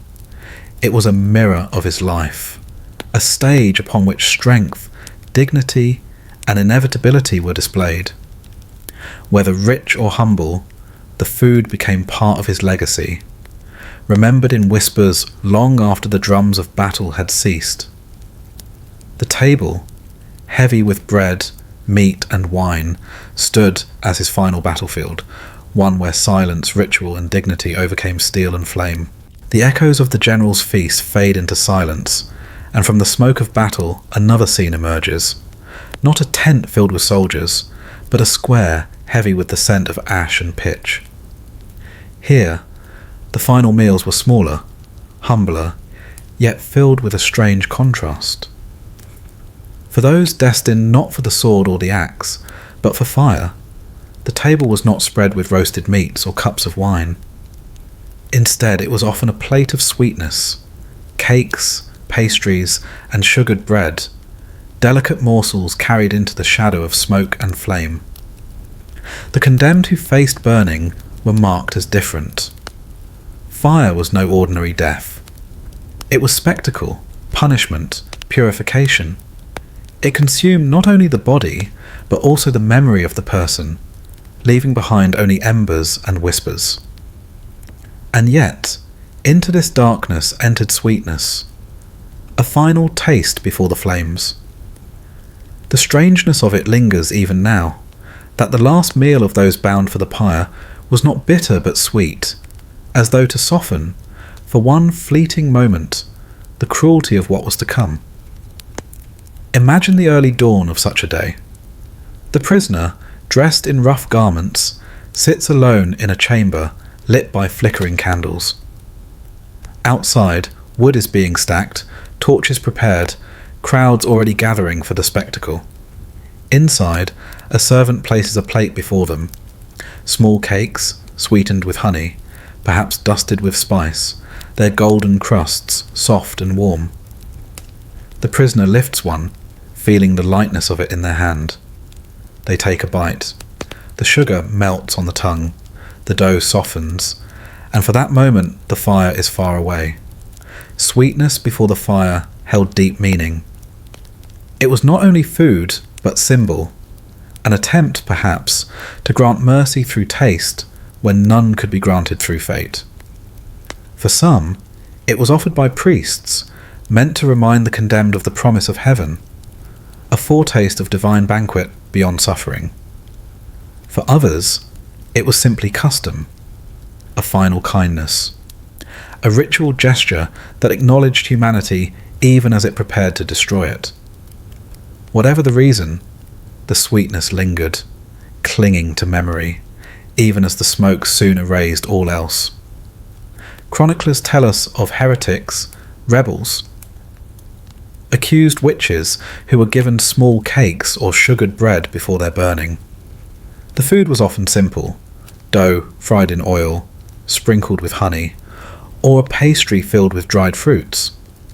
To modernise, it may seem modest, but in times when sugar itself was a treasure, when spices travelled from distant lands, such offerings were rich indeed.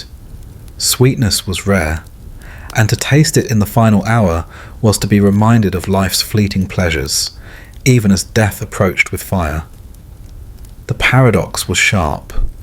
To eat sweetness, knowing flames awaited, was to feel both comfort and cruelty at once. Each bite carried both softness and sorrow. The condemned chewed slowly, aware that the taste would be their last, that no bread, no wine, no fruit would ever follow. The sweetness clung to their lips even as the guards came to lead them out, even as the torches flickered in the wind. The crowd, gathered for the burning, often knew nothing of the meal that had just passed. They saw only the prisoner brought forth, bound, the pyre prepared. But those few who had witnessed the cakes given, who had watched the prisoner eat, carried the memory of it, a detail that would outlast the flames. For them, the story was not only of burning, but of sweetness swallowed in silence before the fire rose. Consider how strange the human world is, that death can be wrapped in ritual, that cruelty can be softened by sugar. The cake before the fire was not a feast like the general's banquet, not a display of power or ceremony. It was intimate, small, almost fragile, a reminder that even in the harshest punishment, traces of tenderness could appear. Perhaps it was this very fragility that made it endure in memory. Some prisoners wept as they ate, their tears falling into the crumbs, mixing with sweetness. Others smiled faintly, their lips sticky with honey, finding in the taste a small rebellion, a moment of human pleasure untouched by the judgment of courts or the roar of fire. And some refused to eat, pushing the plate aside, rejecting sweetness as a cruel mockery of the fate that awaited them.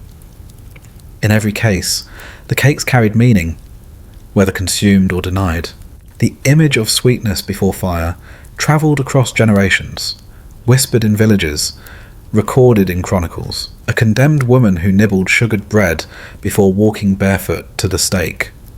A rebel leader who took a final pastry in his hand, eating slowly as though savouring life itself.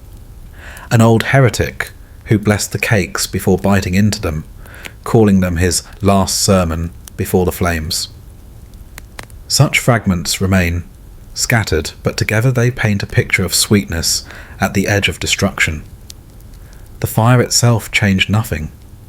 The flames roared, the wood cracked, the smoke rose, the body was consumed, the ashes scattered. But in memory, the sweetness endured. Witnesses remembered not the agony, but the taste described. Honey melting on the tongue, sugar clinging to lips, pastry crumbling softly. The fire took flesh, but memory clung to food, transforming the horror of the pyre into a tale of sweetness. Sweet cakes. Before the fire remind us of the strange duality of human life. In the face of death, people still reached for small pleasures, still clung to rituals of binding, still sought comfort in taste. The condemned, even as they faced flames, were not denied the ordinary humanity of eating. That act, so simple, so universal, made them not symbols but people, bound to the same sweetness and hunger as those who watched. As night falls in memory, imagine again that chamber lit by candles, the plate of cakes cooling slowly on the table. The prisoner lifts one, bites, chews. Outside, the pyre crackles, the crowd gathers, the torches flare. But inside, for a moment, there is only sweetness, fleeting, fragile, yet real. The fire will come, but the taste will linger, if not in the mouth, then in the memory of all who recall it. In the endless procession of last meals, few carry the weight of paradox as deeply as the cakes before fire. They remain, even now, symbols of humanity's strange capacity to mingle cruelty with kindness, destruction with tenderness, suffering with sweetness. And though the flames rise, the memory of those cakes, delicate, sugared, fragile, continues to burn softly in history's quiet corners. Sweetness fades into memory, and in its place comes the heavy scent of roasted flesh, thick in the air of halls where trust once lived. Unlike the delicate cakes given before fire, the meals of betrayal were filled with meat, rich, heavy, grounding. To sit at a table laden with roasted birds, venison, or beef was to feel the warmth of fellowship. Yet behind those platters, knives were sharpened, not only for carving, but for treachery. Meat, in its richness, carried a sense of strength. It was food for warriors, rulers, and nobles, those who commanded, those who conquered. It bound companions together, served in thick cuts, torn with greasy fingers, passed across long wooden tables. The fire that cooked it promised comfort, but it also mirrored the dangers that smouldered in silence. To eat meat on the eve of betrayal was to taste both abundance and illusion, to chew on trust that would not survive the dawn. Imagine a hall dimly lit by torches, the rafters heavy with smoke, the table stretching long, crowded with dishes of roasted meat. There is laughter, the sound of cups clinking, the dull thud of knives against wood. The general, the king, or the noble host sits among companions, the feast alive with fellowship.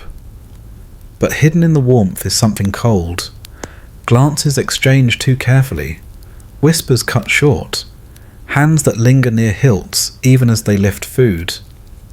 The meal itself seems ordinary, venison seasoned with pepper, goose roasted crisp, mutton stewed with onions, but its meaning grows heavier with every bite. For those betrayed after such feasts, meat became a cruel reminder. The taste of it lingered even as betrayal unfolded, the richness in the mouth turning sour when trust gave way to treachery. The very food that bound them together became the stage for disunion. The same knives that carved the meat would soon strike. The same hands that raised cups would soon point in accusation or draw steel. History remembers these meals less for their recipes than for their weight. Betrayal often needed a table, a moment of apparent harmony, a show of peace before the break. And so, meat was served, wine poured, laughter shared. The condemned ate heartily, unaware, or perhaps half aware, of the storm waiting outside the hall. Some sensed it, chewing more slowly, tasting unease in every bite. Others ate freely, trusting the fellowship, blind to the danger. The meat, heavy with fat and spice, carried them all to the edge. There are stories of rulers who dined richly the night before their capture, unaware that the companions at the table had already plotted against them. The platters of roasted meat, served with ceremony, became not symbols of power, but of its collapse. To tear into flesh while surrounded by betrayers was to taste loyalty already dead. Each bite was less nourishment than farewell. Meat is not delicate. It lingers. It fills the stomach, clings to the hands, leaves grease on the lips. That heaviness mirrored the burden of betrayal. Sweet cakes dissolved quickly on the tongue, fleeting like mercy. But roasted meat remained, sitting in the belly like a stone, its taste refusing to vanish, even as bonds shattered. For those who fell after such suppers, the memory of their last meal was not fleeting sweetness, but enduring weight. Picture a betrayed general who, after eating roasted goose with his captains, was seized in the night by those same men. The grease still clung to his fingers as his wrists were bound.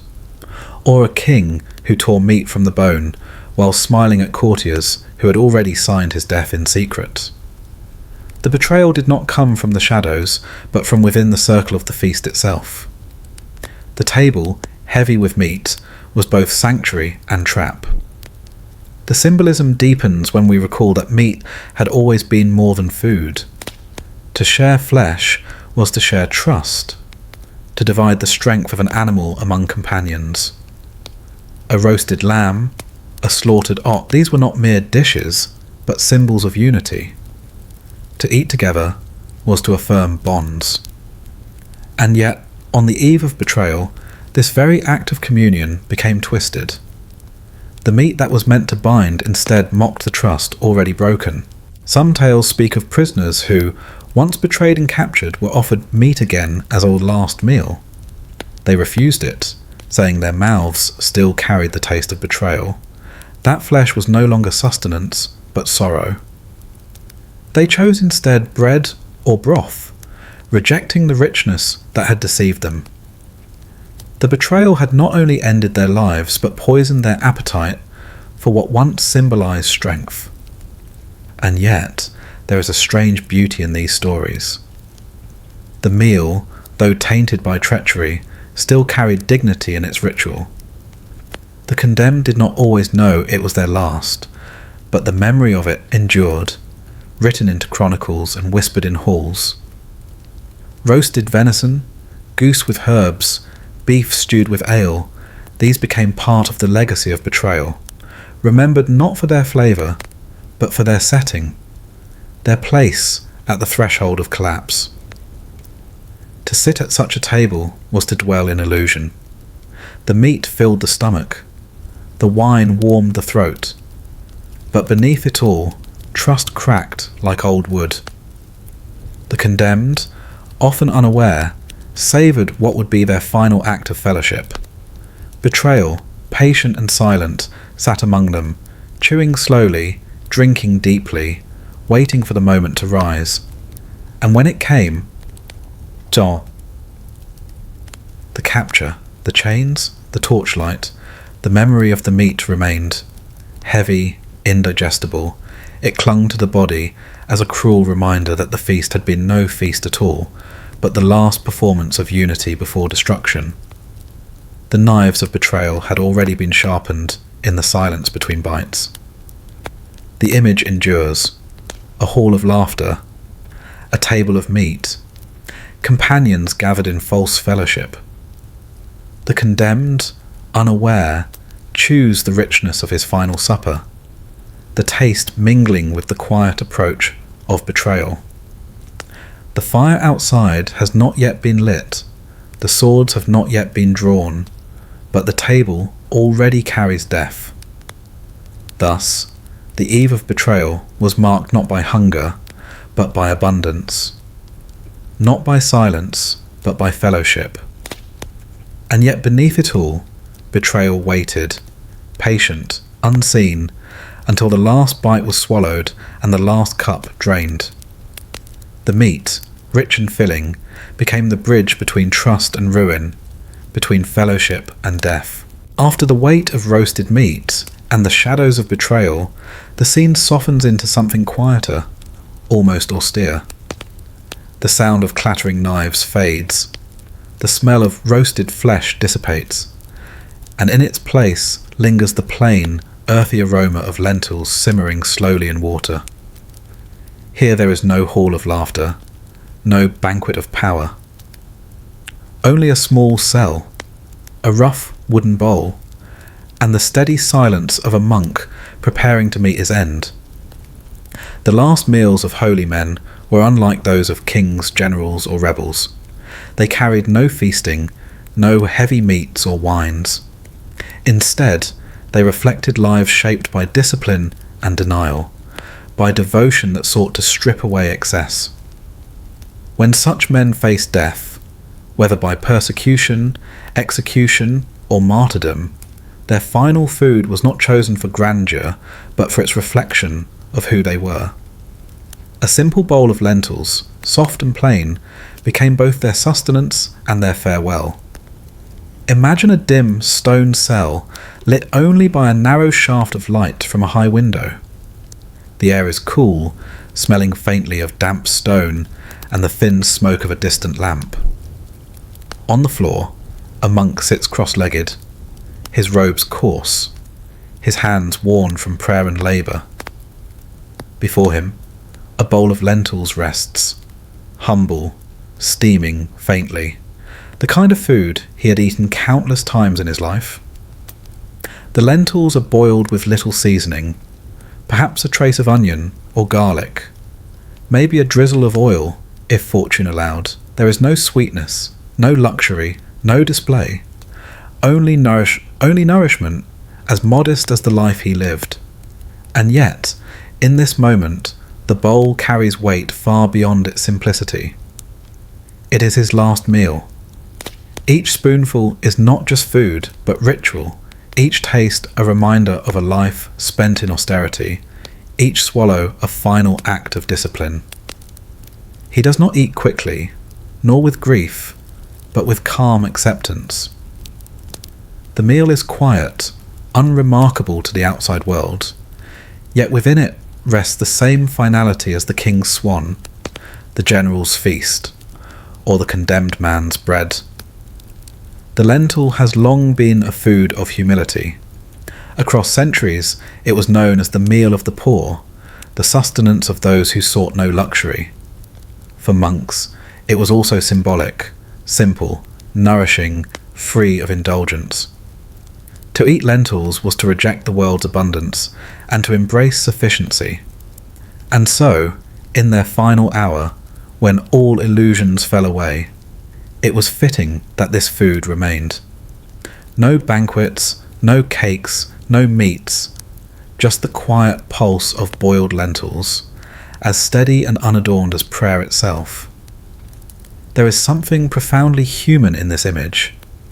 A condemned monk, awaiting execution at dawn, lifts the wooden spoon to his lips. He chews slowly, tasting earth more than spice, nourishment more than pleasure. The guards watch from the shadows, perhaps puzzled by the calmness with which he eats. Outside, wood is stacked, ropes prepared, crowds murmuring. Inside, a man sits in silence, his last act one of quiet eating. Such meals remind us that death does not always come with spectacle. Sometimes it comes in stillness, wrapped in the plainness of daily life. The monk's bowl of lentils carried no grandeur, yet it carried profound dignity. It showed that even at the edge of death, simplicity endured. The world might strip him of freedom, of life, of breath, but it could not strip him of his discipline. He chose to eat as he always had, plainly, modestly, without fear. The contrast with the world outside was striking. Crowds gathered for executions often expected drama, kings falling from thrones, generals betrayed, rebels defiant. But when monks and holy men faced death, they brought with them the stillness of their cloisters. Their last meals reflected that stillness, not feasts, not sweetness, but quiet bowls of lentils eaten slowly, with eyes lowered, their thoughts perhaps already turned toward what lay beyond. One can imagine chroniclers watching, recording not the taste, but the calm. They would write of the simplicity, of the discipline that did not break even at the threshold of death. They would note that the monk ate as though it were any other day, as though death itself were only another step in a life already stripped of worldly indulgence. And so, the bowl of lentils became not just a meal, but a symbol of faith, of humility, of a life that remained unshaken even when threatened with fire, sword, or rope. The lentils themselves tell a story. They are small, unassuming, yet nourishing. They soften slowly in boiling water, transforming from hardness to sustenance. In that transformation lies a quiet metaphor: endurance through simplicity, strength through modesty. For a monk, to eat lentils was to affirm that strength was not found in luxury, but in what was plain and sufficient. And to eat them as a final meal was to carry that affirmation to the very end. There are tales of monks who blessed their bowls before eating, whispering prayers over the lentils as though sanctifying their own last act of nourishment. Some shared their food with fellow prisoners, or even with guards, turning their final meal into an act of charity. Others ate in silence, their minds already elsewhere, their hands steady as though death itself had no power to disturb their discipline. In each case, the bowl of lentils reflected not loss, but continuity, the last step in a life lived in devotion. To the outside world, such meals may have seemed insignificant. No roasted swans, no poisoned banquets, no cakes before fire. Yet the simplicity carried its own weight. It reminded those who witnessed it that power and wealth were not the only measures of a final moment. Sometimes the quietest meal could speak the loudest. A monk, facing death, eating lentils without fear, that was as enduring as any king's feast, perhaps more so. Even the way the meal ended carried meaning. The monk placed the spoon back into the bowl, wiped his hands on his robe, and bowed his head. There was no waste, no excess. The bowl might be left half full, not because he lacked hunger, but because he needed no more. The simplicity of stopping when sufficient mirrored his life itself. Enough was enough, even in the final hour. As time passes, we remember not the flavour of those lentils, but the quiet dignity they carried. In the long chain of last meals, they stand out not because of their richness, but because of their restraint. They remind us that death does not always strip away choice. Even when all else is taken, one may still choose how to face the final bowl, how to lift the spoon, how to chew, how to swallow, and in that choice lies a measure of freedom greater than any banquet. So the story continues, from halls of betrayal to cloisters of silence, from roasted meats to simmered lentils.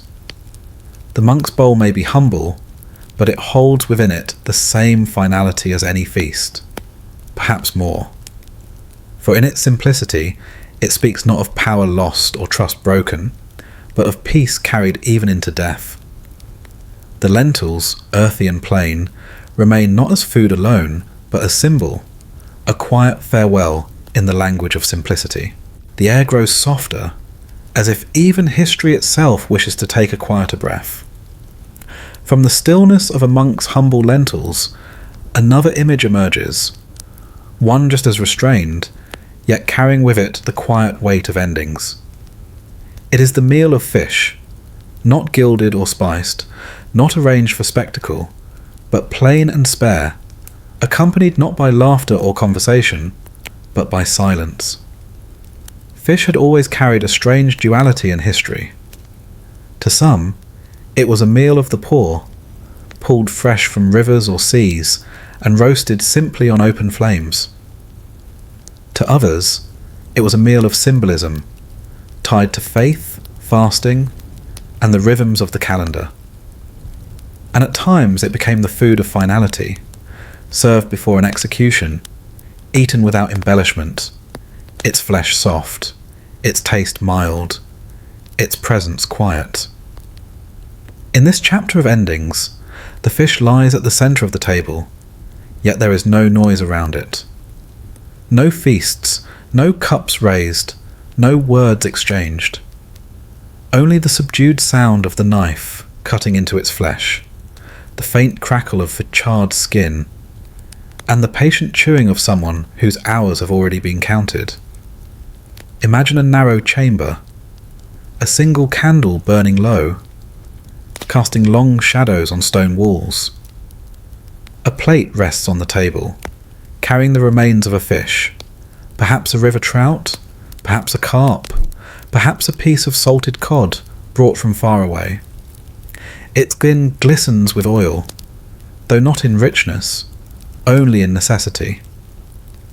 The condemned man sits across from it, breaking the silence with each small bite. He does not hurry. He does not savour. He simply eats, as though the act itself has become a kind of ritual, an obligation before the final hour. Fish, unlike meat or bread, carries something elusive in its flavour. It is light, easily swallowed, less heavy on the stomach. For those who awaited death, it was often chosen not as luxury, but as practicality. A body made light by such food would not resist the coming silence. For monks and martyrs, fish was linked to fasting and faith. For prisoners, it was a reminder of sustenance drawn from water, of fleeting life swimming into nets, caught and ended. The metaphor was hard to ignore. To eat a fish on the eve of death was to recognize one's own smallness, to mirror the fate of the creature that had been pulled from its world into another's will. The silence surrounding such meals mattered as much as the food itself. Unlike the grand feasts of generals or kings, where music played and voices rang, the meal of fish was nearly always quiet. Guards watched, perhaps shifting uncomfortably in their armour. A priest or a brother might sit nearby, whispering prayers, but the condemned rarely spoke. Their attention was fixed not on words but on the act of eating itself. Each bite was like the turning of a clock hand, steady and inescapable. The candlelight flickers across the bones. The fish, once whole, slowly diminishes. Its form breaks apart under the knife, its flesh taken in pieces until only the skeleton remains. There is something haunting in that image. A body stripped down to its bones, silent and still. It mirrors the fate of the one eating it, who too will soon be reduced, his flesh gone, his form left behind, silence closing over him like water. Chroniclers described such meals with an almost reverent detail. They did not dwell on spices or flavours, but on the stillness that surrounded them. A condemned man eating fish seemed to carry a calm dignity, a quiet acceptance of what was to come. Unlike meat, which evoked strength, or sweets, which suggested indulgence, fish carried with it a sense of transience. It was food that passed quickly, as fleeting as breath, as light as the silence that wrapped around the final hours. There are stories of prisoners offered roasted fish as their last meal, refusing wine or bread, choosing instead to let the simplicity speak for itself.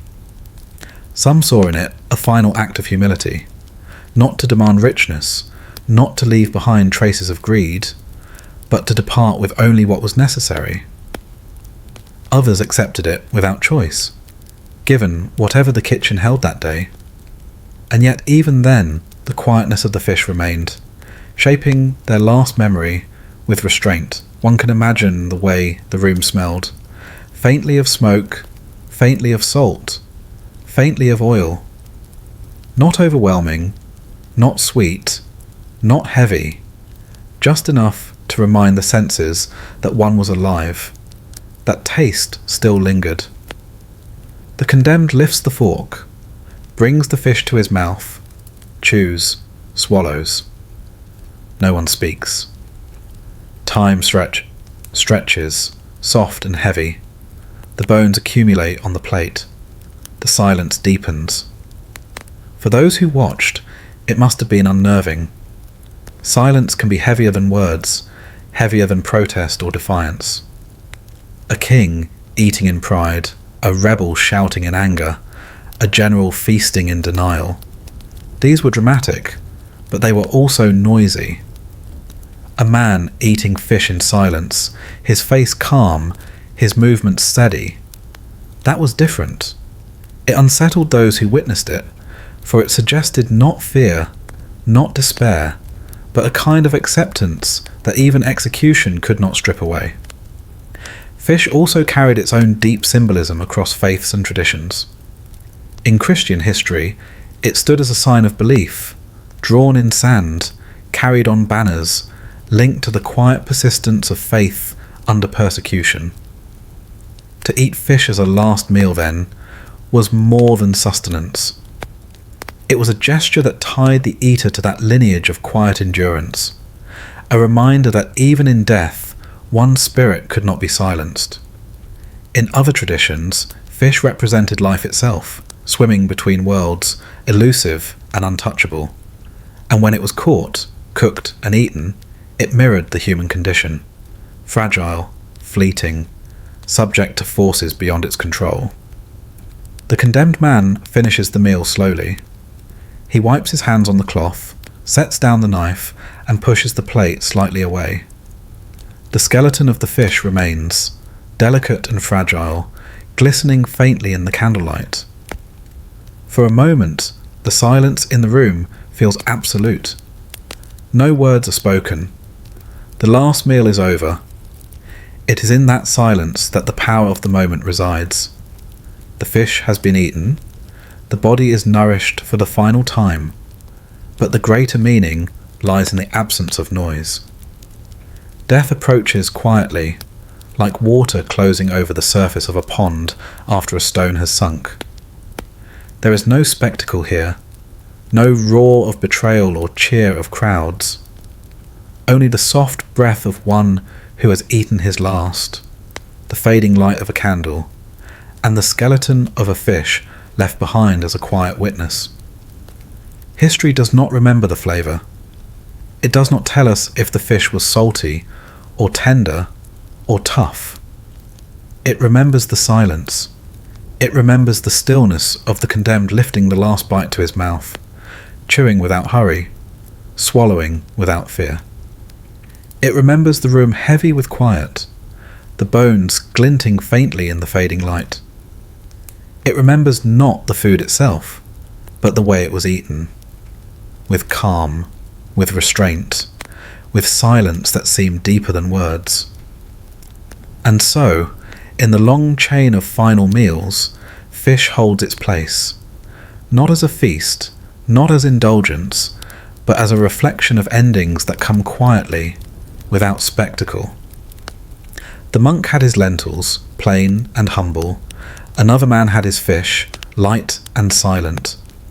Each spoke not with noise, but with the language of simplicity.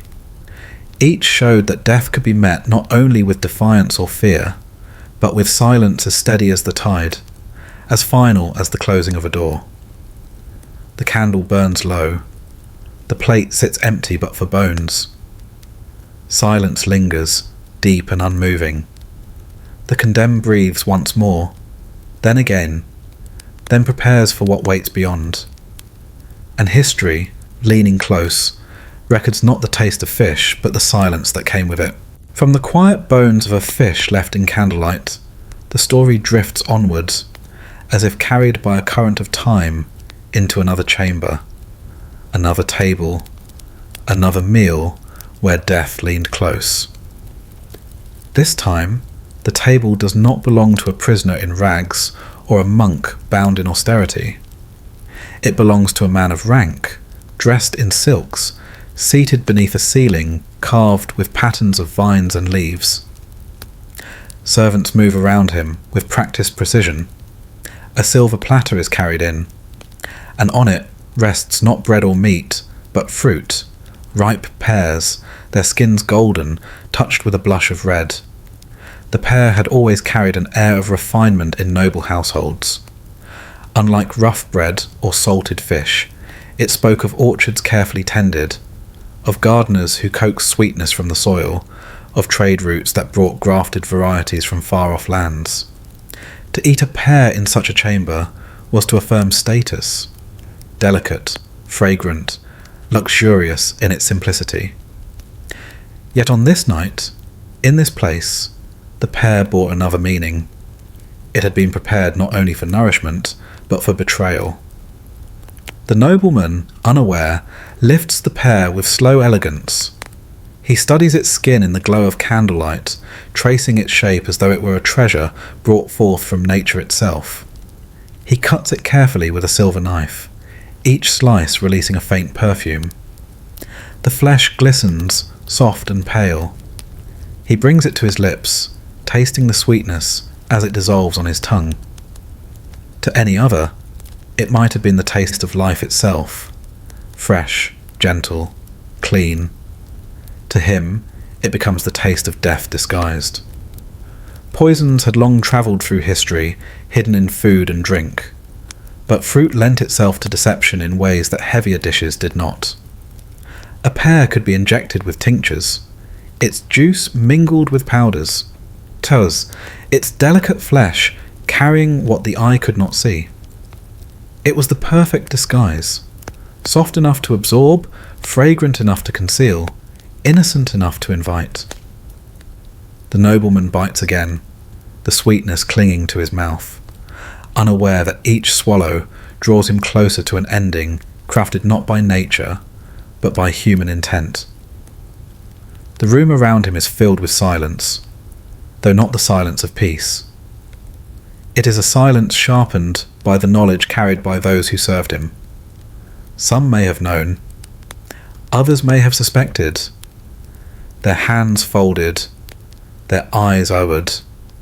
They wait as he eats, as he savours what seems ordinary but is not. To watch a man eat his own undoing is a strange spectacle. No trumpet announces it, no sword is drawn. Only the small sound of fruit being cut, the slow chew of one who believes he has time. The pear itself becomes a symbol of duplicity. On the outside, it promises life, juice, sweetness, nourishment. On the inside, it hides a bitterness unseen. The nobleman, seated in confidence, believes himself untouched by danger. He has dined at countless tables, survived countless intrigues, raised cups of wine without hesitation. But tonight, death does not arrive through the clash of armies or the steel of assassins. It arrives quietly, in slices of fruit. One can imagine the way his body begins to betray him. Perhaps a tightening in the chest, a sudden warmth rising in his veins, a numbness creeping at the edges of his lips. His hand pauses over the plate. The knife lingers. He glances at the pear as though it has turned against him. The sweetness, once pleasant, begins to taste strange, metallic, bitter beneath the tongue. He knows, in that suspended moment, what has happened, but the realization comes too late. The poisoned pear, in its quiet cruelty, reflects the essence of such last meals. Death comes not with noise, but with silence, woven into the fabric of something meant to nourish. The nobleman grips the edge of the table. His vision blurs. The servants step closer, though none rush to aid him. Their faces remain masks, watching, waiting, knowing the outcome has already been sealed. Poison has always carried with it a certain elegance in history, not the brutal finality of the sword, but a lingering, measured undoing. To place it in fruit is to hide danger in beauty, to place mortality inside sweetness. The pear, resting in its bowl, could just as easily have been harmless. But once touched by human hands, it became an instrument of fate. The nobleman's breath shortens. His fingers tremble. The pear lies unfinished on the plate, half eaten, half whole, a reminder of the balance between what was tasted and what was left untouched. That unfinished fruit becomes a kind of monument, a symbol of betrayal resting silently in the glow of the chamber, a trace of life interrupted. History whispers of many such endings. Some noblemen fell to poisoned cups of wine, others to dishes laced with deadly herbs, but the pear lingers in memory because of its quietness. It was not a feast meant for spectacle. It was not a banquet surrounded by noise. It was a simple fruit, chosen with care, eaten with trust, and turned into the final taste a man would ever know. The chamber grows still. The nobleman collapses, his body surrendering to what was hidden inside the sweetness. The pear remains on the plate, its skin shining faintly in the candlelight, untouched now, dangerous even in its stillness. Servants move slowly, lifting the fallen man, carrying him away, leaving behind only the silver dish, the knife, and the fruit that had carried death so silently into his body. For those who later entered the room, the sight must have been haunting. A single pear, sliced but unfinished, resting in the emptiness of a chamber where life had slipped away. It was not the grandeur of roasted swans or the richness of venison that marked this moment, but the fragility of fruit. Something meant to symbolize refinement, cultivation, and sweetness became instead the quietest betrayal. The poisoned pear, more than any banquet, shows the delicate line between trust and danger. To eat is always an act of faith, faith that the food sustains rather than harms, that those who serve it mean no ill. In noble courts, that faith was always fragile, yet it was rarely so starkly betrayed as in the soft flesh of fruit. The nobleman believed in the pear. He believed in the safety of his table. He believed in the silence of his servants. And it was precisely that belief that undid him. As the night stretches on, the room remains heavy with its memory. The candle burns lower. The air grows cooler. The silver dish reflects faint light, the pear glistening faintly, though no hand will touch it again. Death lingers in the air, not with the violence of battle, but with the quiet perfume of fruit left to wither. The story of the poisoned pear is not one of spectacle, but of subtlety.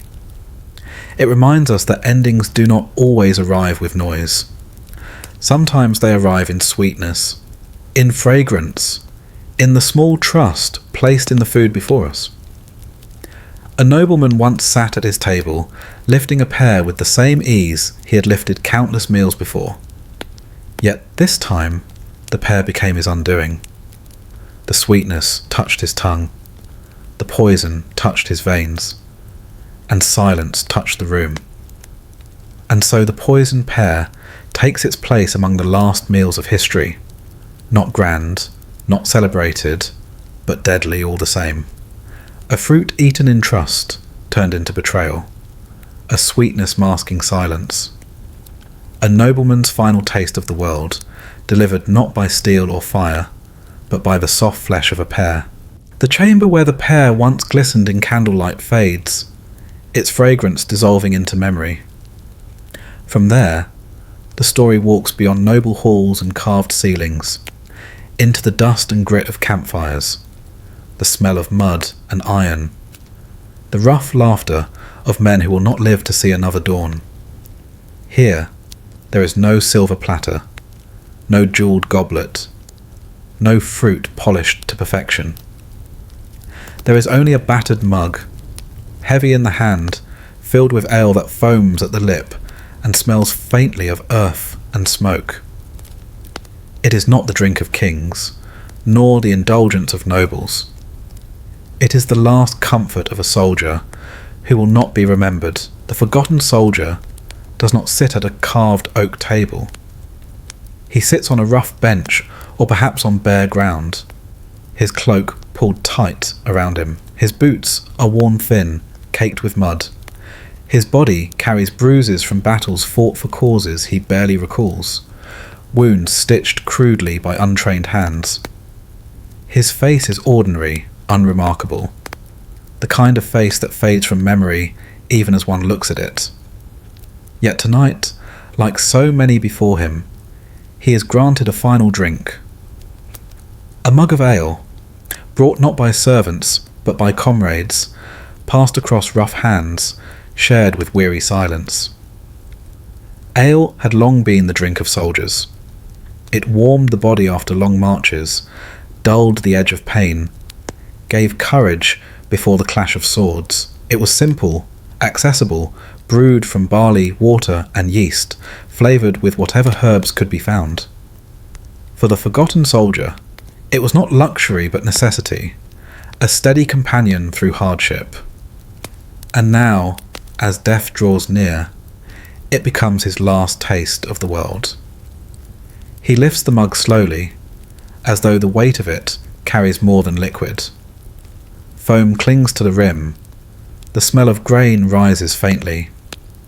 He drinks deeply, letting the bitterness wash across his tongue, letting the warmth travel down his throat. It is not sweet, not refined, not something that would be described in chronicles of banquets. Yet in that moment, it holds all the meaning of his life. Rough, bitter, fleeting. Around him, the camp is subdued. Fires burn low, shadows stretch across the ground. Men sit in small clusters, some sharpening blades, others silent, staring into the flames. There is no grandeur here, only the weary quiet of those who know what awaits.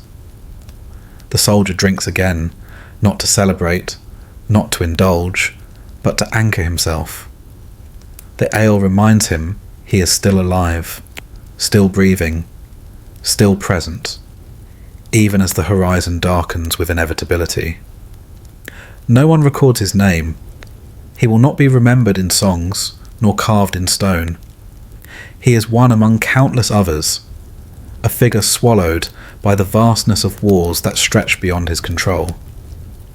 Yet in this small act, lifting a mug of ale, swallowing the bitterness, he is not entirely lost. For a moment, his existence is real, tangible, acknowledged by the simple drink in his hand. Ale, unlike the poisoned pear or the roasted swan, carries no hidden deceit, no mark of luxury.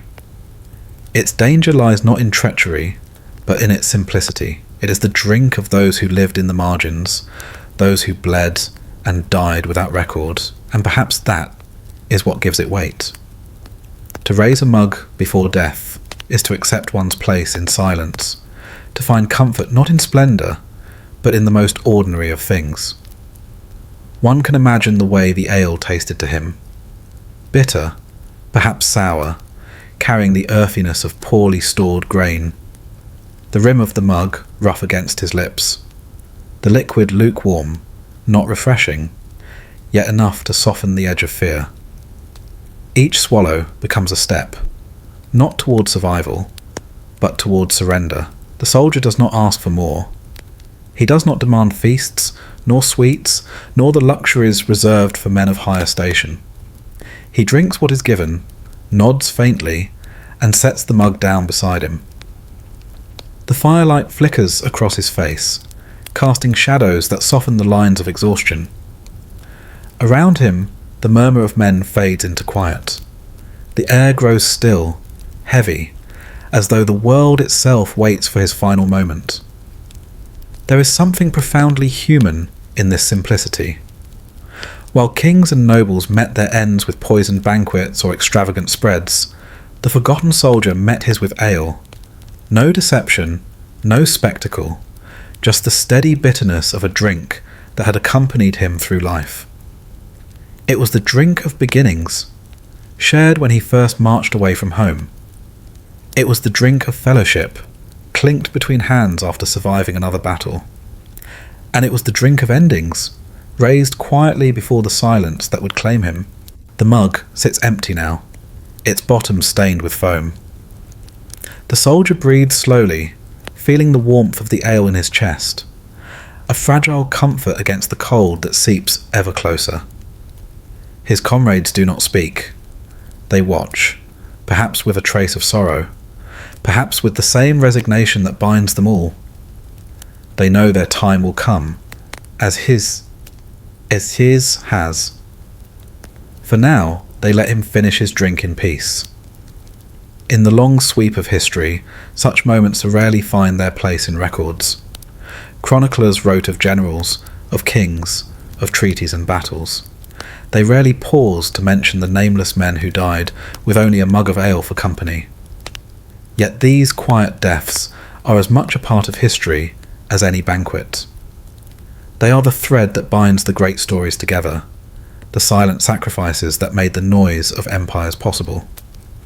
The soldier closes his eyes. Perhaps he thinks of home, of fields where barley once grew golden under the sun. Perhaps he remembers laughter shared long ago, when ale was a joy rather than a farewell. Or perhaps he thinks of nothing at all, letting the drink soften his mind into stillness. His body grows heavy, his breath slows. The fire crackles softly, its embers glowing red. The forgotten soldier does not rise again. His mug remains beside him, empty, its handle catching faint light from the flames. His name is lost, but his final drink lingers, a memory carried in silence. Ale for the forgotten soldier, bitter, humble, fleeting, becomes one more mark in the long ledger of last meals. Not glorious, not celebrated, but no less meaningful. For in that bitterness lay the truth of his life, and in that silence lay the truth of his death. And history, though it forgets his name, remembers the shape of his ending, a man, a fire, an empty mug, and silence closing over the camp like a shroud. The fire that dimmed over the forgotten soldier's camp fades into smoke, curling upward until it disappears into the night. In its place rises another image, this one far removed from mud and dust, yet no less bound to silence.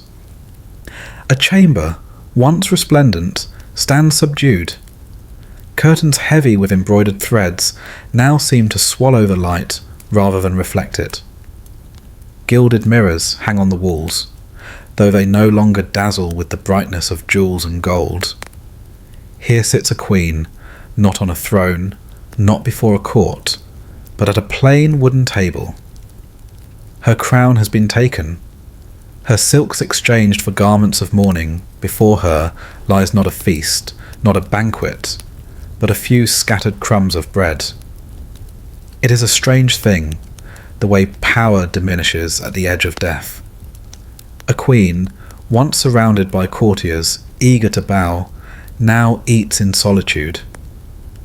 Where once platters of roasted meats and fruits from distant orchards were laid before her, now the plate holds only fragments, crumbs gathered from a larger loaf, broken, uneven, almost pitiful.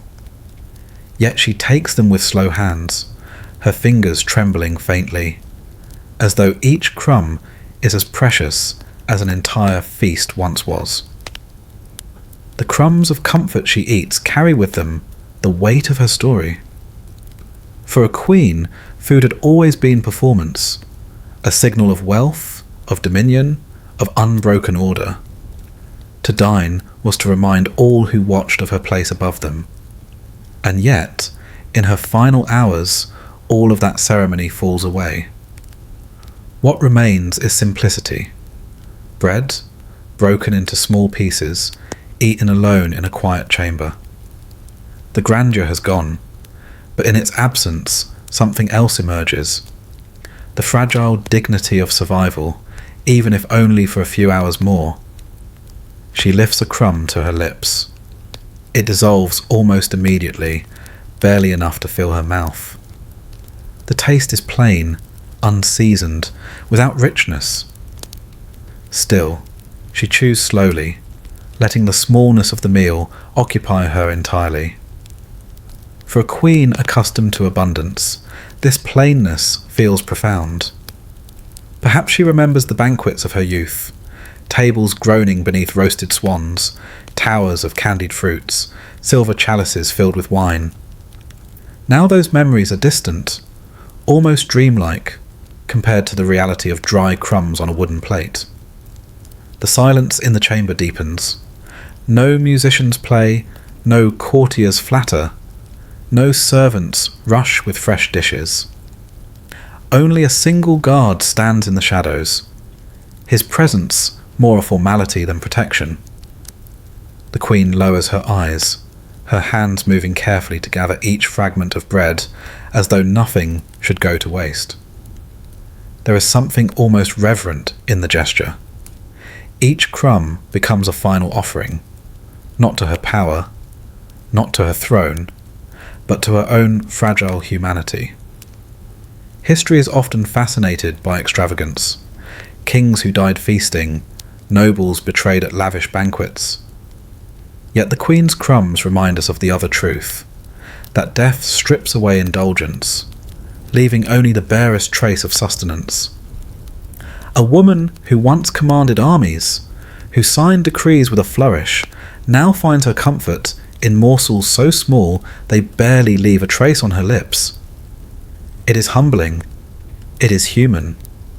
It is the last quiet moment before silence closes in. The bread itself seems symbolic. Bread has always carried meanings of survival, of faith, of the bond between earth and body.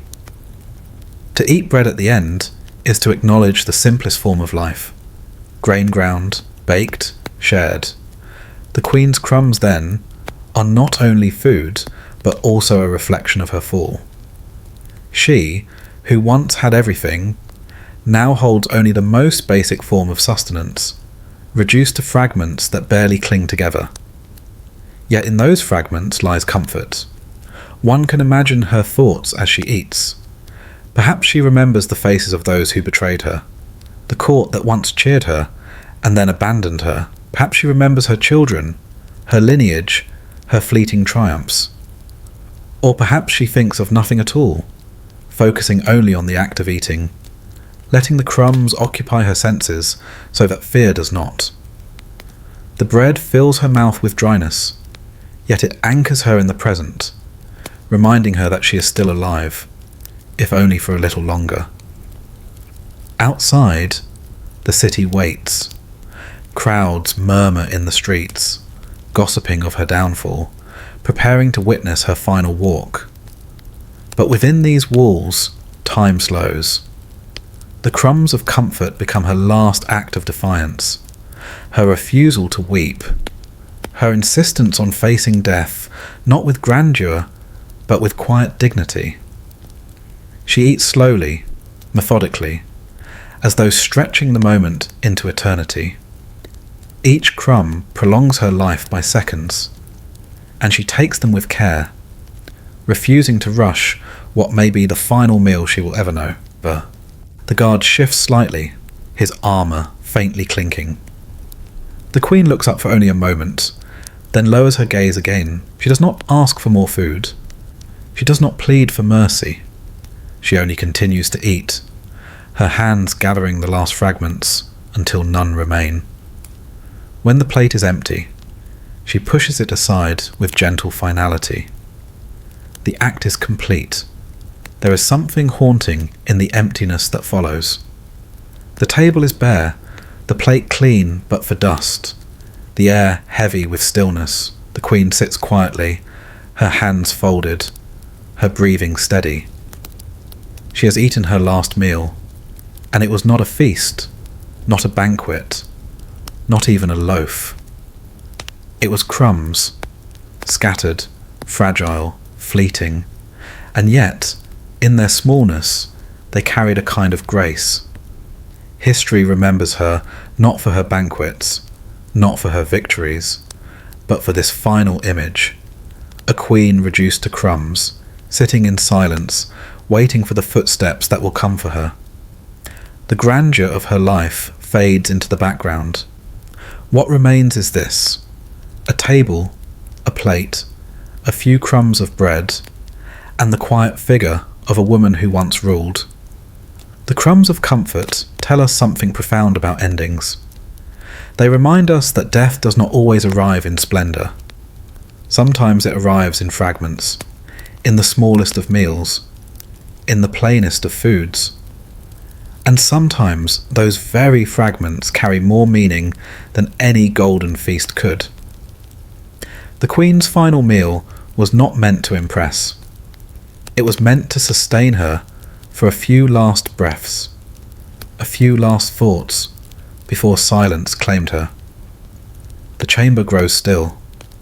The candlelight flickers across the walls, glinting on the empty plate. The queen sits motionless, her eyes lowered, her hands folded in her lap. Outside, the city stirs. Inside, crumbs remain in memory, the last taste of life for a woman who once held power in her hands. And so, the queen's crumbs of comfort join the long chain of last meals. Not grand, not deadly, not deceitful, but quietly human.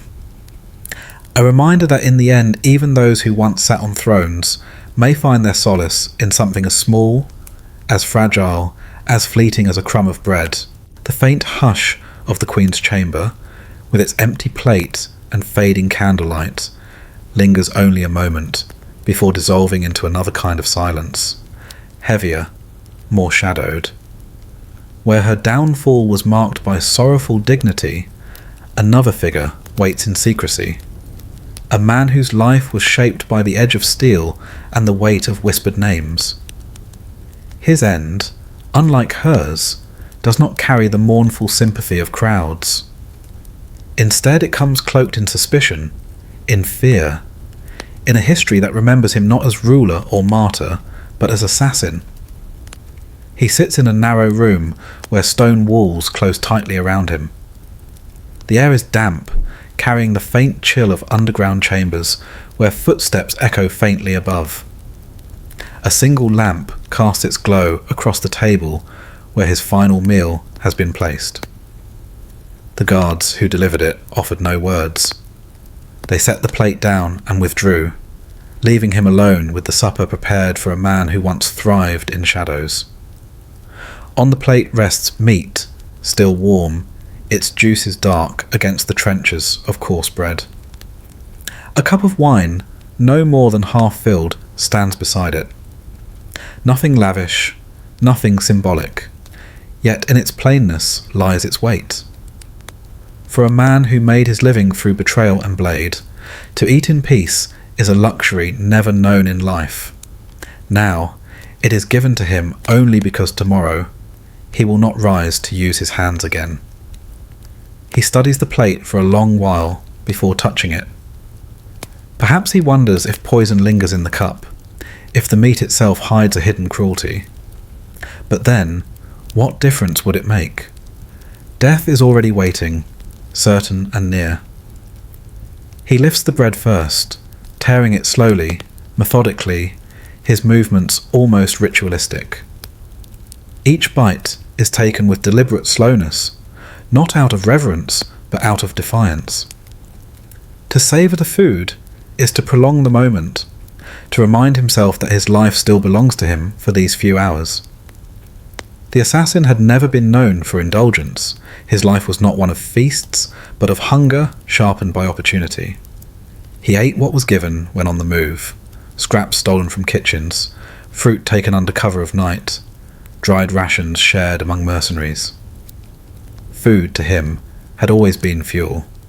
But tonight, as he eats his final supper, it takes on another meaning. The meat is tender, seasoned with herbs he can smell, but not name. The bread, though rough, is warm. The wine, faintly bitter, burns slightly as it passes his throat. For the first time, he allows himself to linger over the taste, to notice, to feel. There is a strange intimacy in eating alone before death. Each bite becomes a conversation with memory. The assassin chews slowly, eyes narrowing, as though the food itself awakens pieces of his past.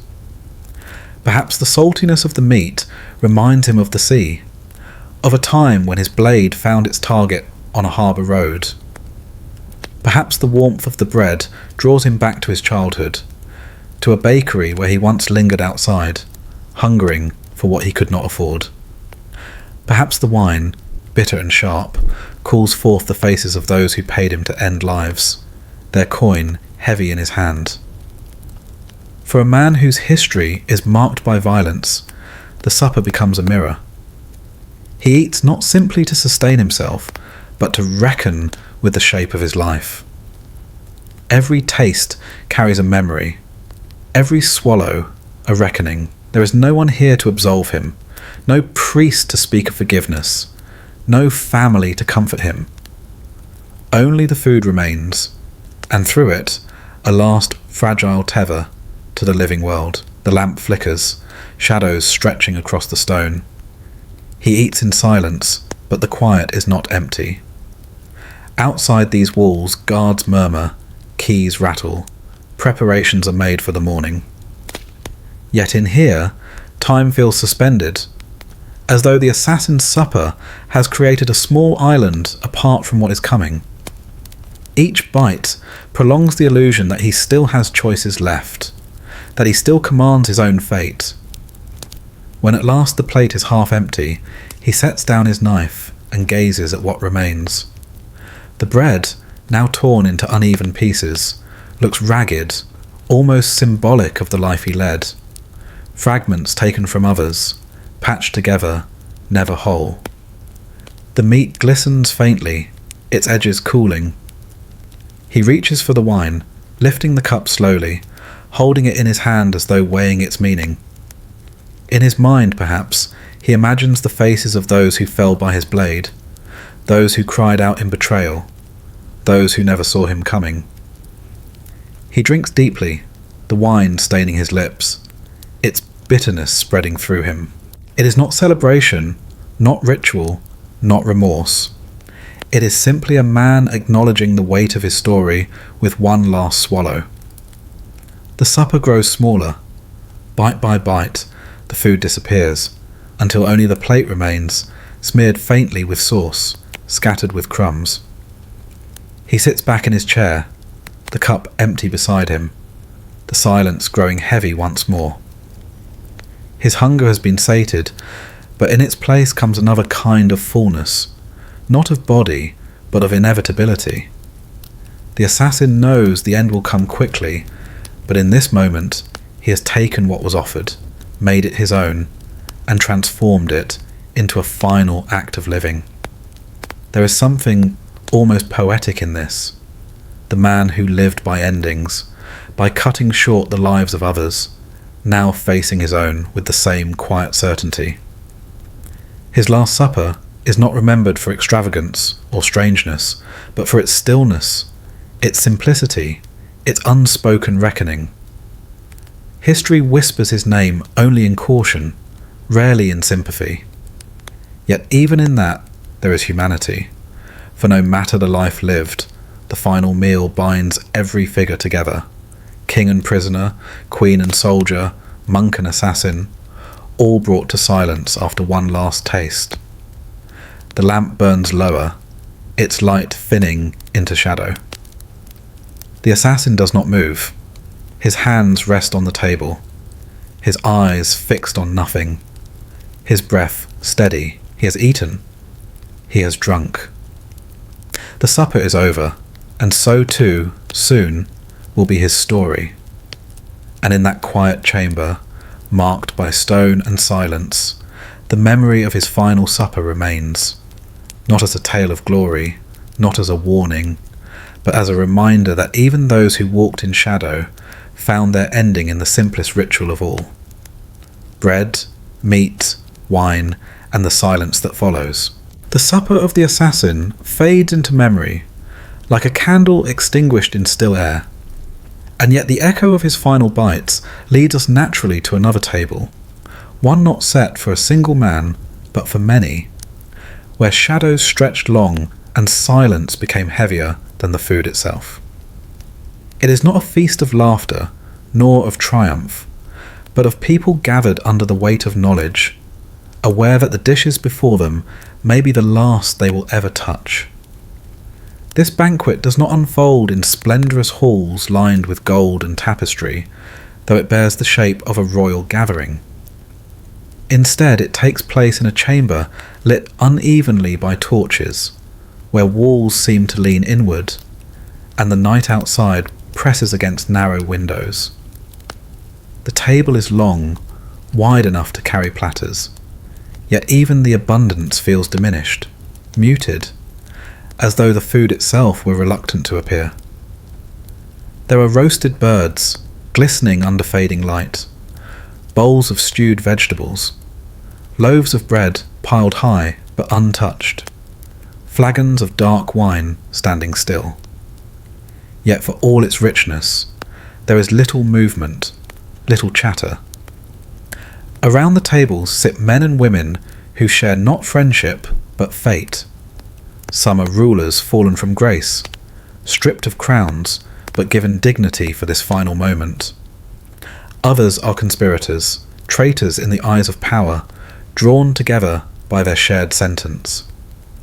They eat, but not with appetite. Forks scrape faintly against plates, bread breaks with dull cracks, wine drips slowly into goblets. The silence that hangs among them is not merely absence of sound. It is a presence of its own, thick, heavy, almost tangible. One man chews thoughtfully, eyes fixed on the flicker of a torch, as though expecting it to dim with each swallow. Another stares at the platter before him, but does not eat, fingers resting on the edge of his plate, as if touching the food is to accept the inevitability of tomorrow. A woman raises her cup of wine, her hands trembling, not from fear alone, but from the strange intimacy of drinking in such company, knowing the same darkness waits for them all. The banquet is haunted by what is unsaid. No one dares speak of what will come when the torches burn down and the dawn arrives. No one voices the truth that the bread they break together will outlast their names. In silence, they eat, not because they lack words, but because words are useless here. What can be said when each bite is already a farewell? The food itself carries a strangeness. The roasted birds, once meant for celebration, taste of ashes in the mouth. The bread, though warm, feels heavy, each piece weighing more than hunger could justify. The wine burns sharper than usual, its bitterness spreading wide. These are not flavours of joy or nourishment. They are flavours of memory, of endings, of things already turning into echoes. As the banquet stretches on, time becomes strange. Hours might pass, or perhaps only minutes. The torches do not mark the passage, and the silence allows no rhythm. Instead, the guests measure time through the food itself, the emptying of platters, the lowering of wine, the gradual slackening of hands as appetites fade. Each plate cleared is a step nearer to the end. Each sip taken is another line written in the unwritten record of this night. Some close their eyes between bites, as if tasting is too intimate to bear in company. Others glance furtively at their neighbours, searching for reassurance in their shared silence. But reassurance never comes. The banquet is both communal and solitary, a gathering where no one is alone, yet each must face death in their own heart. The guards who wait beyond the chamber know better than to intrude. They remain outside, listening faintly to the shifting of chairs, the clink of knives against plates, the occasional hollow cough. What they hear is not a feast, but a vigil. The banquet has no speeches, no music, no toasts, only shadows and silence. Yet in that silence lies its own form of eloquence. History often remembers the last words of the condemned, their declarations or pleas. But here, the final testament is not spoken, but eaten. Bread torn with weary hands, wine swallowed without ceremony. The faint grease of roasted bird shining on lips that will not speak again. These are the true final words, though they pass without sound. As the night deepens, some push their plates away, unable to eat more. Others force themselves to continue, determined to fill their stomachs against the hunger of the grave. A few linger over small morsels, stretching the act of eating as though it might stretch life itself. None are satisfied, not truly. Hunger was never the point. At the far end of the table, a single candle burns lower than the others. Its wax pools and drips, a slow, steady reminder of time. The banquet, too, drips away. The food dwindles, the wine lessens, the silence grows even deeper. Eventually, the clatter of cutlery fades altogether, replaced only by the soft sound of breathing, the occasional shifting of a chair. One by one, the guests lean back, their plates before them empty or half forgotten. The feast is finished, though no one announces its end. There is no signal, no bell, no final toast. The meal dissolves into shadow just as it began, quietly, almost unwillingly. In that moment, the banquet becomes more than a meal. It becomes a memorial already, a ritual carved into the night before the bodies themselves are claimed. The shadows that fill the chamber seem to grow heavier, as though pressing down upon the table, upon the guests, upon the remnants of food. Silence now rules the room completely. The guests do not rise. They remain seated, lost in their own stillness. For what is there to do but wait? The banquet of shadows and silence has given them the last taste of the world, and the next taste will not be theirs to know. History records no speeches from this night, no details of what words might have been spoken afterward. It remembers only that there was a meal, and that those who shared it walked into death together. Their banquet lives not in flavour, but in silence, not in memory of dishes, but in the weight of their company. And as the candle gutters low, as the last crumbs harden on forgotten plates, the banquet closes in the same way it began, quietly, inevitably, with shadows thickening until nothing remains but silence. When the banquet of shadows fades, and the last murmurs of breath have been swallowed by silence, what is left behind is not the richness of food, nor the weight of words, but the stillness of an empty plate. For across centuries, in castles and prisons, in candlelit halls and bare stone cells, it is always the plate that endures, waiting at the centre of the table long after hands have ceased to reach for it. The stories of kings and peasants, generals and monks, assassins and queens, dissolve into dust. But the plate remains, carrying the quiet memory of what once was placed upon it. It is a strange artifact, this simple vessel of clay, wood, or silver. No matter its material, it bears the same purpose: to hold what nourishes and what concludes. On it once rested bread torn unevenly, wine spilled darkly, roasted meats, sweet fruits, bitter herbs. And when all of it was gone, when the eater had taken their last bite, the plate stood silent, indifferent, waiting to be cleared, waiting to be forgotten. Yet history remembers it in its emptiness, as though the hollow space itself carries the final echo of a life. There is a peculiar truth about last meals. They do not belong only to those who ate them. They belong equally to the witnesses, to the ones who prepared the food, to the guards who carried it into the cell, to the servants who placed it before trembling hands. They belong to those who lived to see the eater vanish, and who then lifted the plate away, its crumbs scattered, its surface stained. For them, the plate became more than a dish. It was proof that a life had ended. It was the last trace of appetite, the last touch of choice before silence claimed all, and so the empty plate becomes more haunting than the food itself. A roasted swan is forgotten when its bones are picked clean, a poisoned pear when it softens into rot. But the emptiness of the vessel lingers. To look upon an empty plate is to see not what was consumed, but the absence it leaves behind. Absence of bread, absence of fruit, absence of the person who ate. Imagine the prison guard lifting a plate smeared with grease, realizing the condemned will never ask for food again.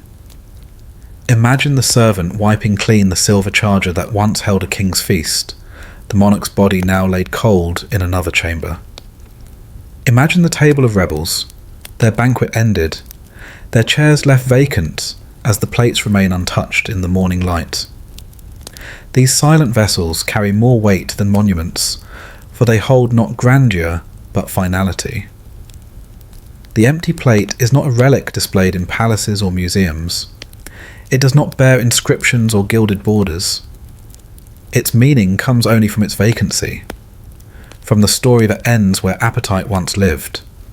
To study it is to be reminded that death leaves behind not only bodies and graves, but also the faintest domestic traces. Crumbs, stains, the curved silence of a dish that has been cleared of its purpose. And in this lies a kind of equality. Whether king or prisoner, nobleman or soldier, monk or assassin, all end the same way, with an empty plate. Some plates are of silver, etched with crests and designs. Others are of wood, rough and scarred from years of use. Still others are no more than simple earthenware, chipped at the edges. Yet once the food is gone, they all carry the same emptiness. Power, wealth, faith, or crime make no difference. The last meal ends in silence, and the plate becomes the quiet witness of what has passed. It is tempting to imagine those who cleared the plates away. Did they pause before taking them? Did they look at the crumbs, the stains, the broken fruit left uneaten, and reflect on the life that had just slipped away? Or did they perform their duty without thought, treating the plate as only another object in need of washing? History does not preserve these details, yet the imagination lingers on them. Perhaps the servant who cleared the queen's plate felt sorrow at the crumbs she had left untouched. Perhaps the jailer who carried away the assassin's dish thought only of how heavy the silence seemed. The plate itself, emptied of food, becomes heavy with meaning. In its hollowness lies the weight of all that came before: bread and salt before the axe, poisoned banquets and roasted swans, sweet cakes before fire, lentils before prayer, wine before chains, each meal now reduced to absence, each story closed by the same quiet circle of emptiness. And so the journey of last meals ends not with food, but with what is left behind. The final image is not of feasts or flavours, but of dishes cleared, tables bare, silence deepening. Death has no appetite, no hunger, no taste. What it leaves in its wake are plates without purpose, waiting to be stacked, washed, put away, or simply abandoned. Perhaps that is why the empty plate holds such power. It is not dramatic, not ceremonial, not even alive. It is common, familiar, ordinary. And yet, in its ordinariness, it becomes the final object to touch the condemned. A cup lifted to lips, a crust of bread torn by hand, a pear bitten and set down, a plate emptied. These gestures, small and human, linger longer than the executions themselves. The empty plate that remains is history's most modest monument. It does not command reverence, like a tomb. It does not proclaim greatness, like a statue. It whispers instead, reminding us of endings. It tells us that all stories, whether gilded or humble, are cleared away in silence. That in the end, nothing is left but the hollow space where appetite once dwelled. And perhaps, in that whisper, there is a kind of comfort. For though the plates of kings and beggars look different when full, when emptied they are the same. In emptiness all are equal. The silence that follows belongs to everyone alike. The candle gutters low, the chamber darkens, the banquet has ended, the prisoner has eaten, the queen's crumbs are gone, and what endures is the same unremarkable vessel, waiting in stillness, holding nothing, saying nothing, yet reminding everything. And so, our long wandering among these final suppers comes to its close. The kings and generals, the monks and soldiers, the queens and assassins, all have sat at their last tables, and all have left behind only silence. The empty plate is their epitaph, their history, their reminder. And now, with that final image, we too set the story down. The food has been eaten, the wine has been drained, the plates cleared. Nothing more waits upon the table but shadows. So rest now, and let the silence take hold, as history itself folds into the quiet of sleep. The empty plate remains, but it asks nothing of you but rest. And as the echoes of these forgotten suppers fade, I will leave you here, where the story has grown quiet and the plates have been cleared. If this wandering through history's dim corners has brought you calm, you may let your eyes grow heavy now. And when you wake, if you wish for more nights like this, you may subscribe and share your own thoughts in the stillness below. Until then, rest gently, and let sleep carry you where no hunger lingers on hunger.